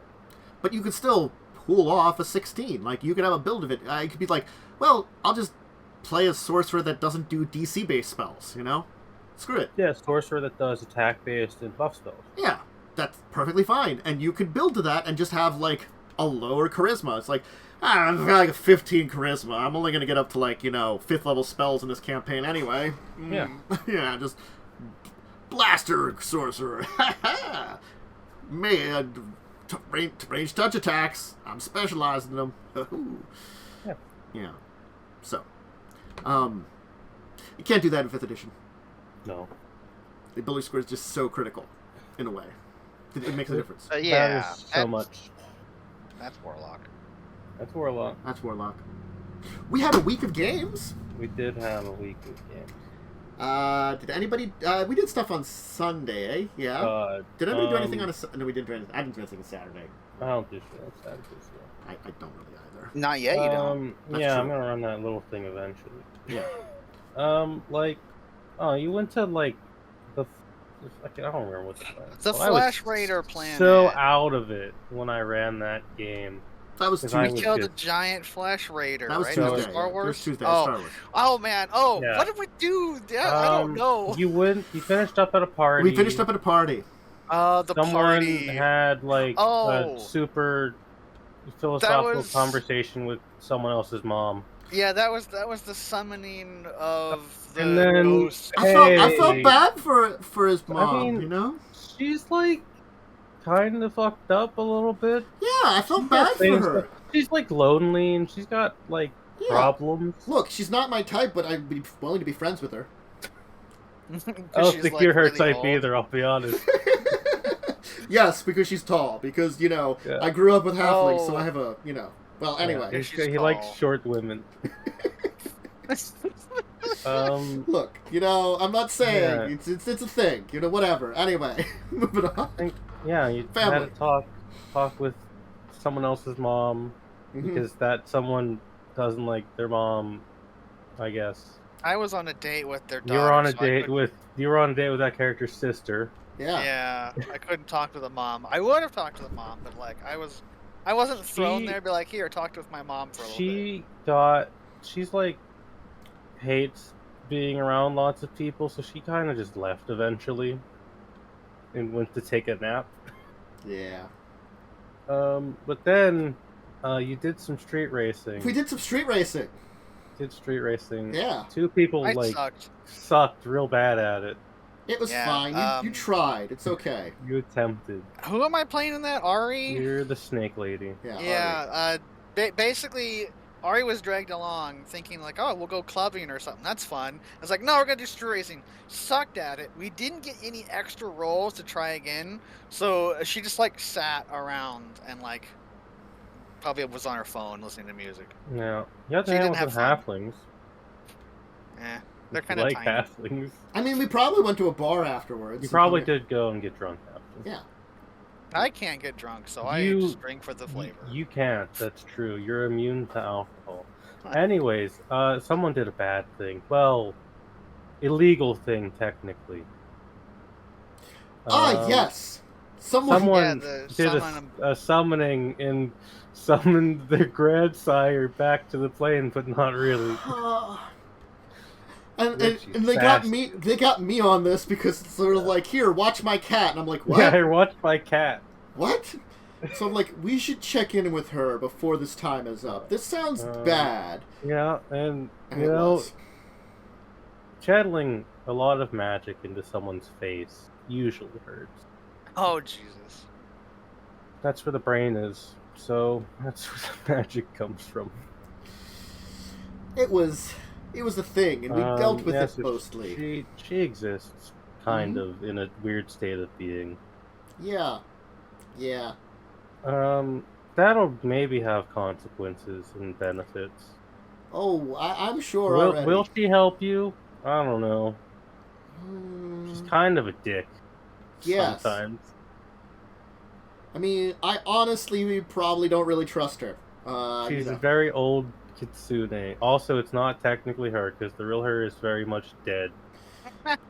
It's her just like a weird memories. memory. I was thinking this might be a good way to, like, learn some things, but also, like, I don't know. I don't You know if wanna- it's worth it. Just fucking... Oh, I kept getting woken up by Yeah, this. you kept getting woken up and you just left eventually. Yeah, because it's like, shut up, I'm trying to sleep. It was like 2 o'clock or 3 o'clock in the morning. I Look, was like, get in you here. cast So I come slumber in on us, and there. I'm the only one affected by slumber. I know. I went in there You and just fucking passed fast out. sleep, and I rolled enough to put the cat to sleep because it has like 2 The hit cat points. has 2 hit points. And then Tandis's character, I think this is the second time I've accidentally put him to sleep. Yes. And, Yes, and it is. I didn't want to put just Genric to sleep, and that's just kind of what happened. So it's like, Oh, oh Jesus, what? Screw this, I'm leaving. It's done. Fuck you people. Well, it's apparently because, like, everybody actually rolled well, and I'm like, I get a pretty good hit dice. I just have exactly average You for... just rolled average. I just rolled average. Oh, God, it's so bad. Yeah. She exists in the state. And she's a helpful NPC.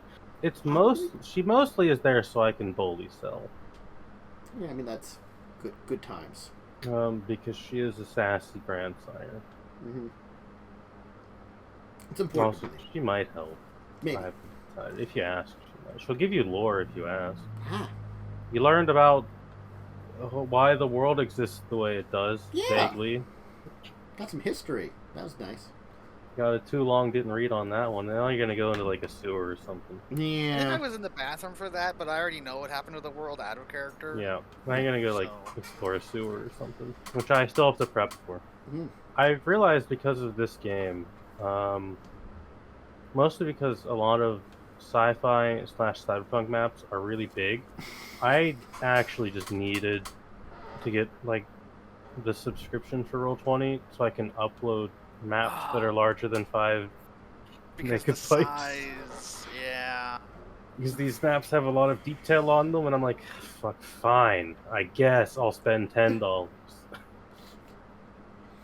Then we did have the Star Wars where we killed Flesh Raiders. Yeah, it did Yeah, kill a the bunch of Flesh flesh. Raiders. That's the game I was like basically barely conscious. And we met a ghost lady. Met a ghost who I shot at helped. the ghost. You did shoot it. Unfortunately for the ghosts, bullets don't work on ghosts. Because I'm playing a Mandalorian and I don't know anything about the Force or all what the mission is. Yeah. It's just like, hey, we need to Got hire hired. someone. Hey, we need you for like who- I don't know. You can murder stuff on the way. I guess. Yeah, it's like you have a cool fast ship that doesn't use a lot of fuel or whatever. Yeah, you Because that was last week where it's like she went over there and was looking at the ship and it's like this thing is really shitty on fuel. Like Really it's not expensive. fuel efficient. Yeah. It has a lot of fuel capacity, but Yep. it sucks. Mhm.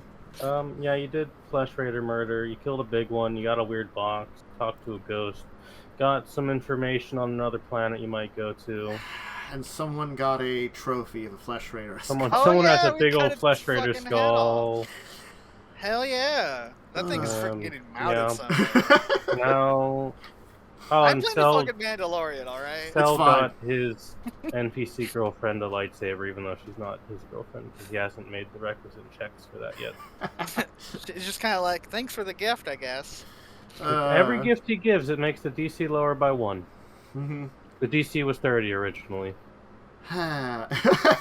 30, impossible! Holy crap! She is like 10 years older than him. What's the DC? Actually more than that. She's like 15 What- years older than him and lived what- in a cave for 20 years. Yeah. Hang on, I gotta know. What's the DC for my 8 charisma, freaking weird? For your bad 8 Force user? charisma, to date this Night Sister, Uh huh. it's never gonna happen. Oh really? It's She's like not a into 40. helmet lady. No, she's not into helmets. Darn. I wouldn't even try. I don't think she's into whatever the hell you are. I don't think You're a I'm. weird freak. I don't think many people are into whatever you are. Females of my species would be, but again, they're probably back home, and I don't go back home. You know, the party is a bunch of freaks. There's only one human. Mm-hmm. It's fine.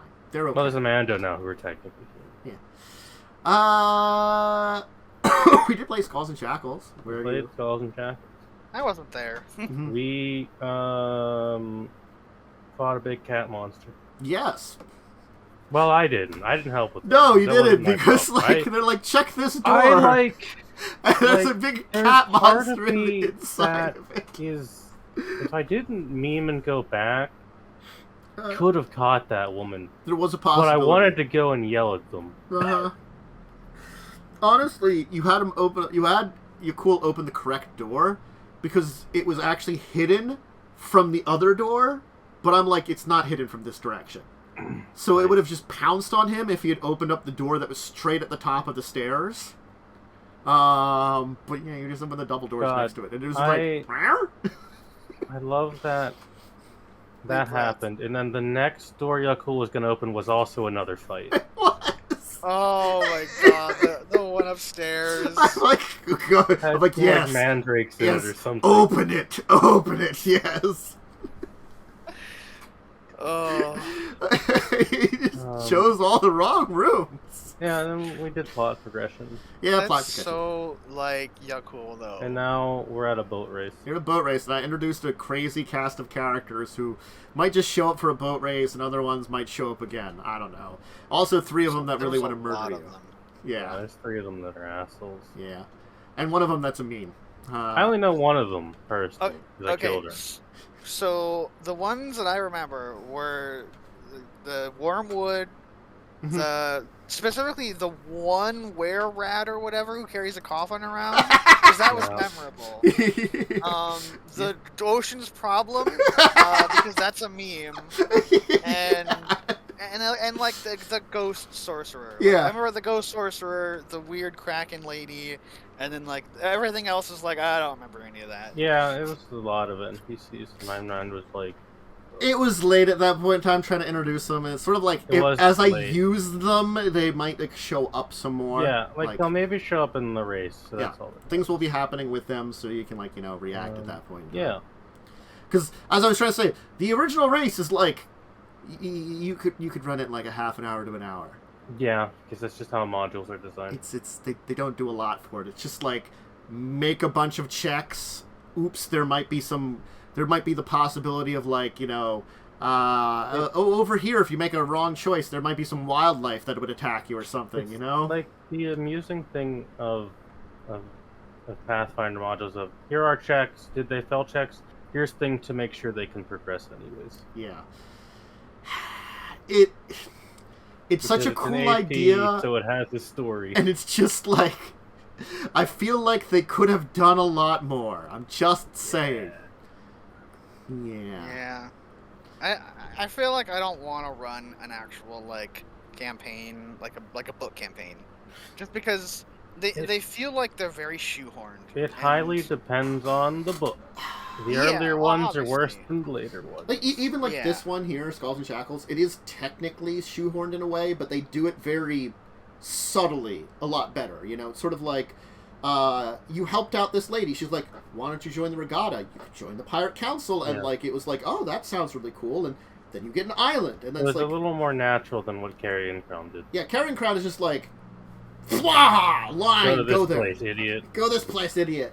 This is like, hey, this thing that sounds really cool, you probably want to do. And the thing is, like, they're like, if people aren't that presented, she might be like, you know, I could really use an extra one. I could give you this. She would have actually probably given you a bunch of money if you were refusing, but you cool would have refused, honestly. Yeah, cool. Who wants to stay on that council? Yeah. But if the players weren't interested, she might have just been like, I could, you know, give you this pile of money to, like, incentivize you. It's like, Yakul does more for plot progression just because he wants things like to be the fucking king, which is, God, I hope that never happens. I hope The he Shackles is- is screwed. I hope he gets given a magical talking staff when he becomes the Hurricane King. I should wouldn't do trust that. him with that. That I don't would- trust him with that. I should Personally, have the staff of the hurricane. he's not smart enough. Yes. Have it on No, some it'll normal be human great. dude. No, it'll be great though because the staff has got like an intelligence of like 18 or 20, and so Yakul will be like, "We should do this," and the staff will be like, "I'm sorry, sir, but that sounds like a terrible idea. These are why." And he'd be like, "Right, like, yes, good job, staff." Just have it show up on the body of some incredibly average-looking human man. Maybe one will have been exploring the island they gave you or something. Yeah, it's a dead human man. It's a dead human man, and there's a staff on it that just starts Just a talking. stick. Just a stick. Perfect. I mean, honestly, a lot of that stuff you could just stat out. It's just like a really high-level control weather Yeah, that, it's like, the control weather staff. yeah. Because, I mean, honestly, control weather create a hurricane, too. It's just... Yeah, Usually it might cause more than one casting. This is just like, yeah, just skip to it. Just control... Hurricane level of control weather. That'd be such a good like crossover. good meme. Yeah. There was Thursday.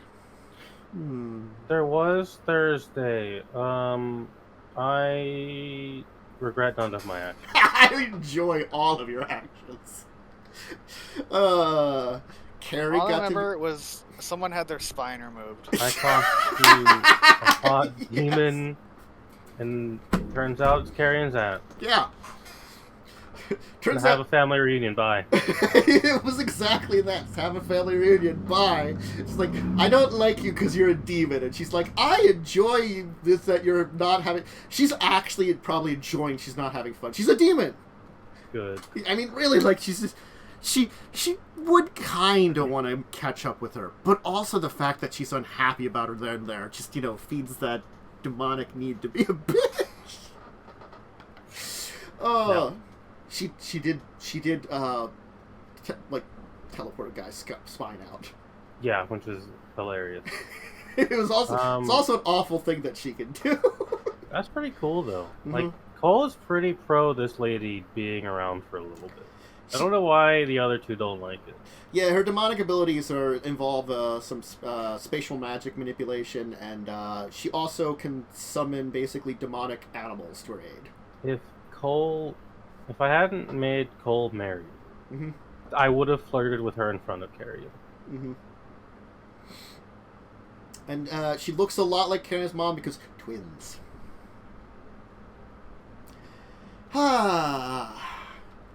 There's some other stuff happened. You like planned an attack or something. We like plan an attack. We're gonna go nuke a tower.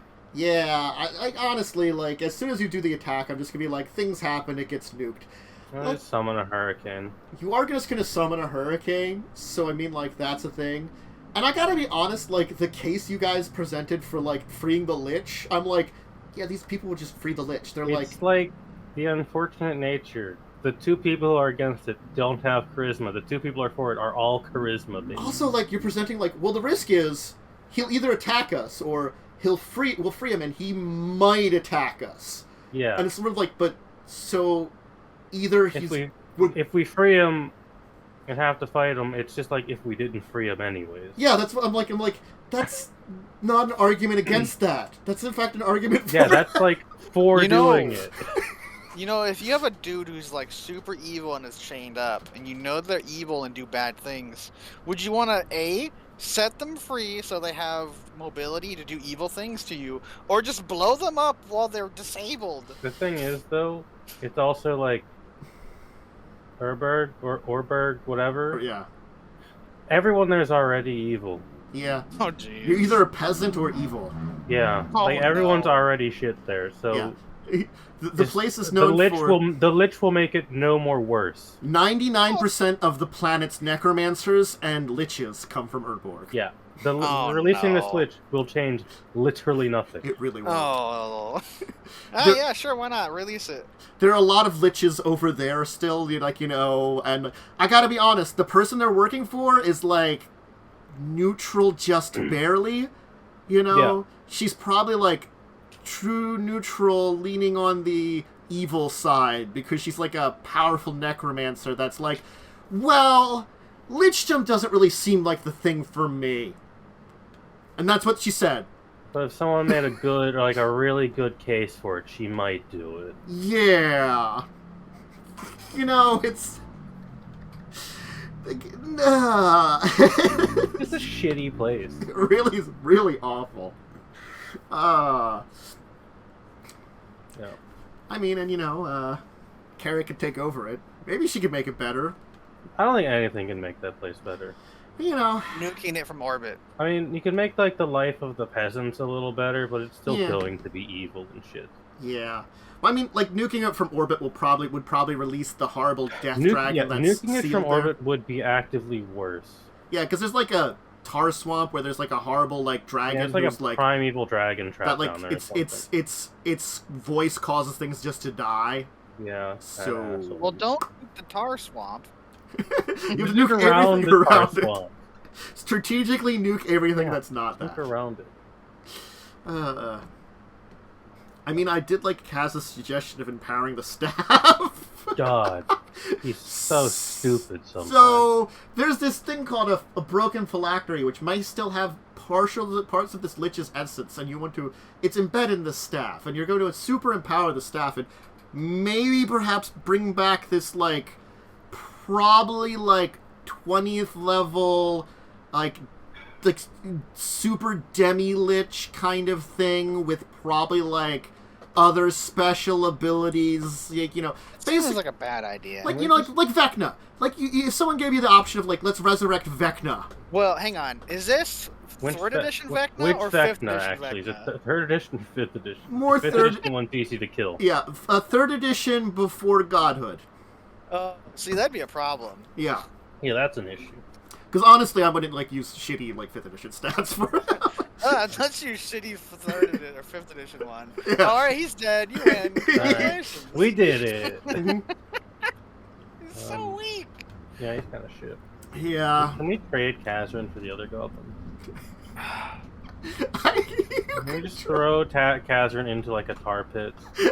Throw Cassin into the volcano. Yeah, throw him into the volcano. With the spineless undead monster. Yeah.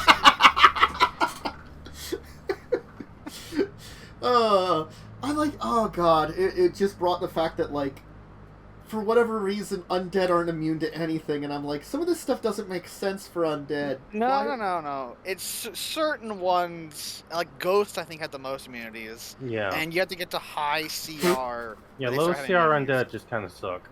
Well, yeah, this would have been They like have, a pretty poison decent. immunity. Yeah, this would be pretty decent CR. So They all have poison immunity. I just wouldn't know what, like, immunities it would have at, like, 8th level, but apparently, like, they don't have polymorph immunity unless they're like a ghost, and I'm like, that what? I should have. If you knew this, Tantus, you should have asked me for my fucking Tyrant stat. The third version of my Tyrant, who had a ton of immunities and damage resistances, and basically he had a rocket launcher ability, but it was more not an actual rocket launcher. Yeah, it was just Nemesis. I mean, that's probably what they had. Like, this guy was making an army of. That sounds about right. He's just the Umbrella Corporation. Yeah, he is lawful evil. Oh my god. Well, as long as he doesn't mess with anything outside of this shitty place, I don't care. Most of the time, they take care of themselves. I'm honestly, chaotic neutral. I don't give a shit. Honestly, none of them like each other and get along, Yeah. so they just murder the crap out of each other. Also, it's a problem that will deal with itself eventually. There's another lich that just is looking at him like, I don't like you. I also want your stuff, or like a necromancer somewhere, or another demon cult, because there's like other demon cults that are just here. They're just like, we should sacrifice this great magic user to summon our great lord, and it's like medium tier demon A or something, because generic demon. Because honestly, they're not really great at summoning greater demons or something No. like that. Bells and Locke only got summoned because he dicked to the cultists that were trying to summon a different demon that was a lot less powerful, Right. and he's like, ooh, opportunity. He's like, ooh, opportunity. Hey, you guys, I'm totally the demon that you want to summon. Wink, wink. Oh, now you're all dead. Yeah. Really? Have been doing anything on Friday? Yeah, we had a Friday game. Yes. We went into a cave and fought some stupid bird monsters. We fought a modified harpy because we learned a ton of lore, or rather, one person knew about all this. I lore, learned all the lore because I'm I'm literally the only person with intelligence.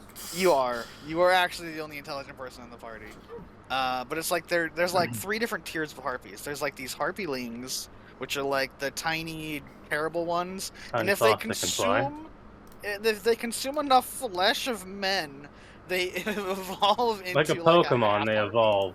Yeah, they turn into a half harpy, which is like harpy stats, but like halved or something. And I don't remember if we learned what a half harpy needs to do to become a full harpy. I hit it in the face with a mace. I crit it with a light crossbow. Yeah, it didn't live very long. But these little harpy leans, though, they had multi-attack, and they did like a D4 plus 2 damage or something. They only had a +3 to hit, but my god, Cell, who was our DM, was like rolling like mad. If we didn't have a bunch of tanky lads in the front, it would have totally obliterated us. We would have died in that cave. Yep. Wow. It was like, whoo, these things are tough. But I mean, that's a lot of level 1, really. So yeah, tripping and falling can kill a level 1 character. Yeah, you can just fall out of a tree. 20-foot fall, you die. Yep. Mm-hmm. Speaking of falling out of a tree, you did that to a man.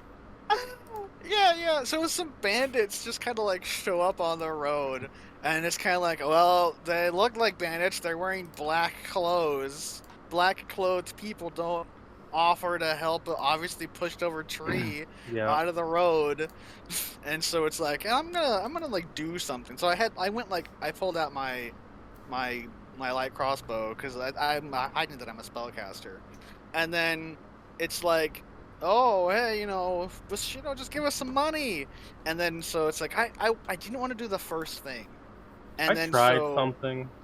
Yeah, you tried to do a binding? Yeah, I tried to do my Curse of Binding. It didn't work. If it worked, I was basically going to just, like, intimidate them into fucking off. Yeah. But that didn't work, so they had to die. Yeah, I roll a nat 20 on my initiative. So I'm like, I'm going to cast Sleep on this motherfucker. And then our cleric, who's like, you bitch, I wanted to cast Sleep. So I cast Sleep. I rolled really low. So one guy 10 foot or 15 feet up in the tree falls asleep, falls. Cell asked me to roll the fall damage. I roll maximum, so he takes 6 fall damage, wakes up, and he's like, oh, my face. and then the cleric goes next, casts sleep again, rolls really high, puts those two guys to sleep, and the other guy is like, screw this, because there was a third guy in the tree, and he just like runs, and then he gets killed with our fucking archery. Yeah, he just gets archery to death. And a short bow or something. Yeah, and then as you he just runs went and away. like split a man's throat while he was taking a nap. Yeah, and I executed both of them afterwards. Yeah, you executed both. Because bandits aren't allowed to exist. I killed one just because it's kind of like we were still in the fight, so I ran over there and like killed him, and then it wasn't my turn, so it's like I wouldn't do anything because it's like turn order, right? I interrogated it would the have taken man. me 2 turns to kind of do that. Yeah. And so it's kind of like, well, we're gonna interrogate them, so it's like, all right, I'll hang out for the Yeah. interrogation. Honestly, I probably could have went a little lighter on the interrogation. I did just showed the man the dude who had been horribly murdered, and then I showed the man the grave he was going to be buried in. Yeah, he still didn't say anything. But I think he actually just happened to He just didn't know anything. He was in the wrong place at the wrong time. Yeah, just wrong place, now wrong he's time. dead. He fucking deserves it. And then I rolled like a 20-something medicine check to like painlessly kill him with my dagger. He also murdered an old man halfling, so he committed the worst crime. Yeah, like it was definitely like vigilante justice, but like technically that's okay for my class. I'm allowed to. They're humans, which is what I am, obviously. Yeah. So I don't care about them. It doesn't matter what they are. If they do bad things, I'm legally allowed to kill them. That's literally the lore of this class. A little murdery, but I'll allow it. Also, like, I don't. I've said like a couple of things, but I leave like a couple words out, minor details, and then because of that, no one trusts me or wants to talk to me. I don't think they trust me either, but that's mostly because I haven't been very open. It's because your alignment is mistrusting. Yeah, my alignment is mistrusting. I wrote that in. My alignment is, yeah, you know what mine. Chaotic good? Well, my alignment is amnesia. Your alignment is amnesia. Yeah, you. Do I just say it? Do I just say what you are? They're not gonna watch this fucking show. I know. You're a reborn. Yeah, I'm playing a reborn. Yeah, which is cool because I think I know why. Because of the way the Blood Hunter and stuff is being used. It makes sense. Like I think that's a really cool thing. Because like I had an idea that it's like, oh, you're probably like some revenant or whatever, but I wasn't sure. Yeah, I was originally going to play a halfling, and then I was like, I don't want to be a short person. But when you did when Selrus described you remember this thing, it's like, boom, you're reborn. You used a past life ability. Yeah. which my character doesn't know. My character just thinks you're weird. It'll be revealed to the party probably next session, honestly, because I don't really hide that kind of stuff for very long. Yeah. Mine will probably be hidden for a long time because there was some pretty not good connotations for me being here. Like until I'll be honest, I know. You've literally said it before. Yeah. But I don't think the other players know. I don't think they do. No, because me and Sol will be the one who reach these chats. I mean, there's a lot of like there's player secrets. There's player secrets, secrets and wonders. And then we just have a halfling who sings and dances. Everyone likes the halfling. Oops, all halfling. Yep. That was gonna be a weird halfling. They're no badger. Best gnome ever. The mental one? Yeah, I was gonna be the weird failing. Yeah, I'm sorry. That's based off psionics, which is intelligence. You guys can back me up. Psionics was intelligence. Yes. And Cell's like, that's dumb. That doesn't make any sense. It's like, psionics is intelligence. Psionics is intelligence. Yeah. So it's fine that you want to change it to make it so the class works better. That's fine. But I'm sorry, psionics is intelligence. The best why part the entire thing is if I played a halfling, I was going to be equally as edgy. Oh, amazing. I mean, I think there were certain other psionic classes, Yeah, at like- least, that had different ability scores. But, like, the core Scion was, like... Psionic is intelligence. typically an intelligence thing, yeah. I think Psychic Warrior was, like, wisdom, but they're, like... Yeah. They're supposed to be a little bit more like, the Adept from Shadowrun, where they're, like, Yeah. channeling their psychic powers into their bodies, you know, to, like, basically, like, monk up or something, in a way. Except, instead of, like, Right. key powers, it's psychic powers. But similar, but different. Yeah. Anyway! Cool. That was I think that was our tabletop week. Yeah. Yeah, it was a great week. Hey! Thank you two for joining me. Thank you, Lightning, for popping in for a very in-depth look at 5th edition Warlock and how it really, really needs some help. Yep. Yeah, it doesn't need a big push. It's not a little one. Needs a little push. Needs a little bit... Just a few little changes. Just a few little changes, and I'll make it, like... I feel like you could... There's like, making it at least passable. You know? Yeah. To make it great, that's, you know... I don't know. You know? The great thing about it is the versatility. Yeah. So the problem it has right now is a lot of the versatility is basically a feat tax. It's an evocation tax. So if you remove the evocation tax, then you reintroduce the freedom of the character. So it's like, do you want to have 3 extra proficiencies or whatever? Do you want to have advantage on this proficiency or whatever? Then you have that option, and it makes it so you can kind of be whatever the party needs to be. And you can tailor the character as they level up because they have this weird connection to something, as opposed to every other person in the game, which would be like, hey guys, I need like a couple months of downtime so that I can go and retrain some of my abilities. Like, that's what it is mechanically, where it's just kind of like, oh, we had this really big adventure, and then your Warlock is like, yes, I feel like we were missing a few key things in this adventure. I'm gonna have a chat with a good friend of mine so that I can have these abilities. It's a good friend of mine. Gonna go talk to magical sugar daddy. Yeah. So that's the great thing about Warlock. The problem is it's just kind of like it hasn't had like an update, like a good update, right? Like, there's some decent subclasses that they've added, but like the base class is what needs the upgrade. It's kind of a ranger kind of situation. Side note, that's the one thing I really like about the Epic Legacy book that I got. The Warlock has the coolest flavor. They decide through like some loophole that they're in charge of the pact instead of their patron. That's what it is about being an epic level Warlock. That you're like, oh, I had a loophole. I'm my in own charge. Sugar daddy. Yeah, it's like, you start giving me the power, but you work for me to give me that power. You work for me now. I'm the captain now. That's basically what you do, is you do like an I'm the captain now to your patron. That's the thing, it's like you basically like find loopholes and renegotiate your like deal to like, you know, just be like, I'm in charge now. That just was a really cool flavor, I think. Like, stuff like that. Anyway, thank you for joining, Lightning. Thank you for joining as usual, Momo. No for the problem. kind of thing. It's hot. I'm ready to stop. I'm ready to turn the light off and, like, go into the darkness again, because this light on does indeed increase the heat in this room by a bunch. And I would like to be cooler. It is hot. So. Fair. Anyway, I hope everybody has a great rest of your weekend. I'm probably busy tomorrow. There's a very high chance I'm going to go see my grandmother because I learned about it yesterday. Nice. Look, I learned about these things last minute. I would like my father to tell me ahead of time. Cough, cough. So Monday, I'll probably do some gaming streams, and then the normal schedule of Children of Wrath, Buccaneers of Shackled Sea, and more of this next week. Yeah. All on schedule. So, and expect, at very least, more Wrath of Righteous, maybe some other stuff.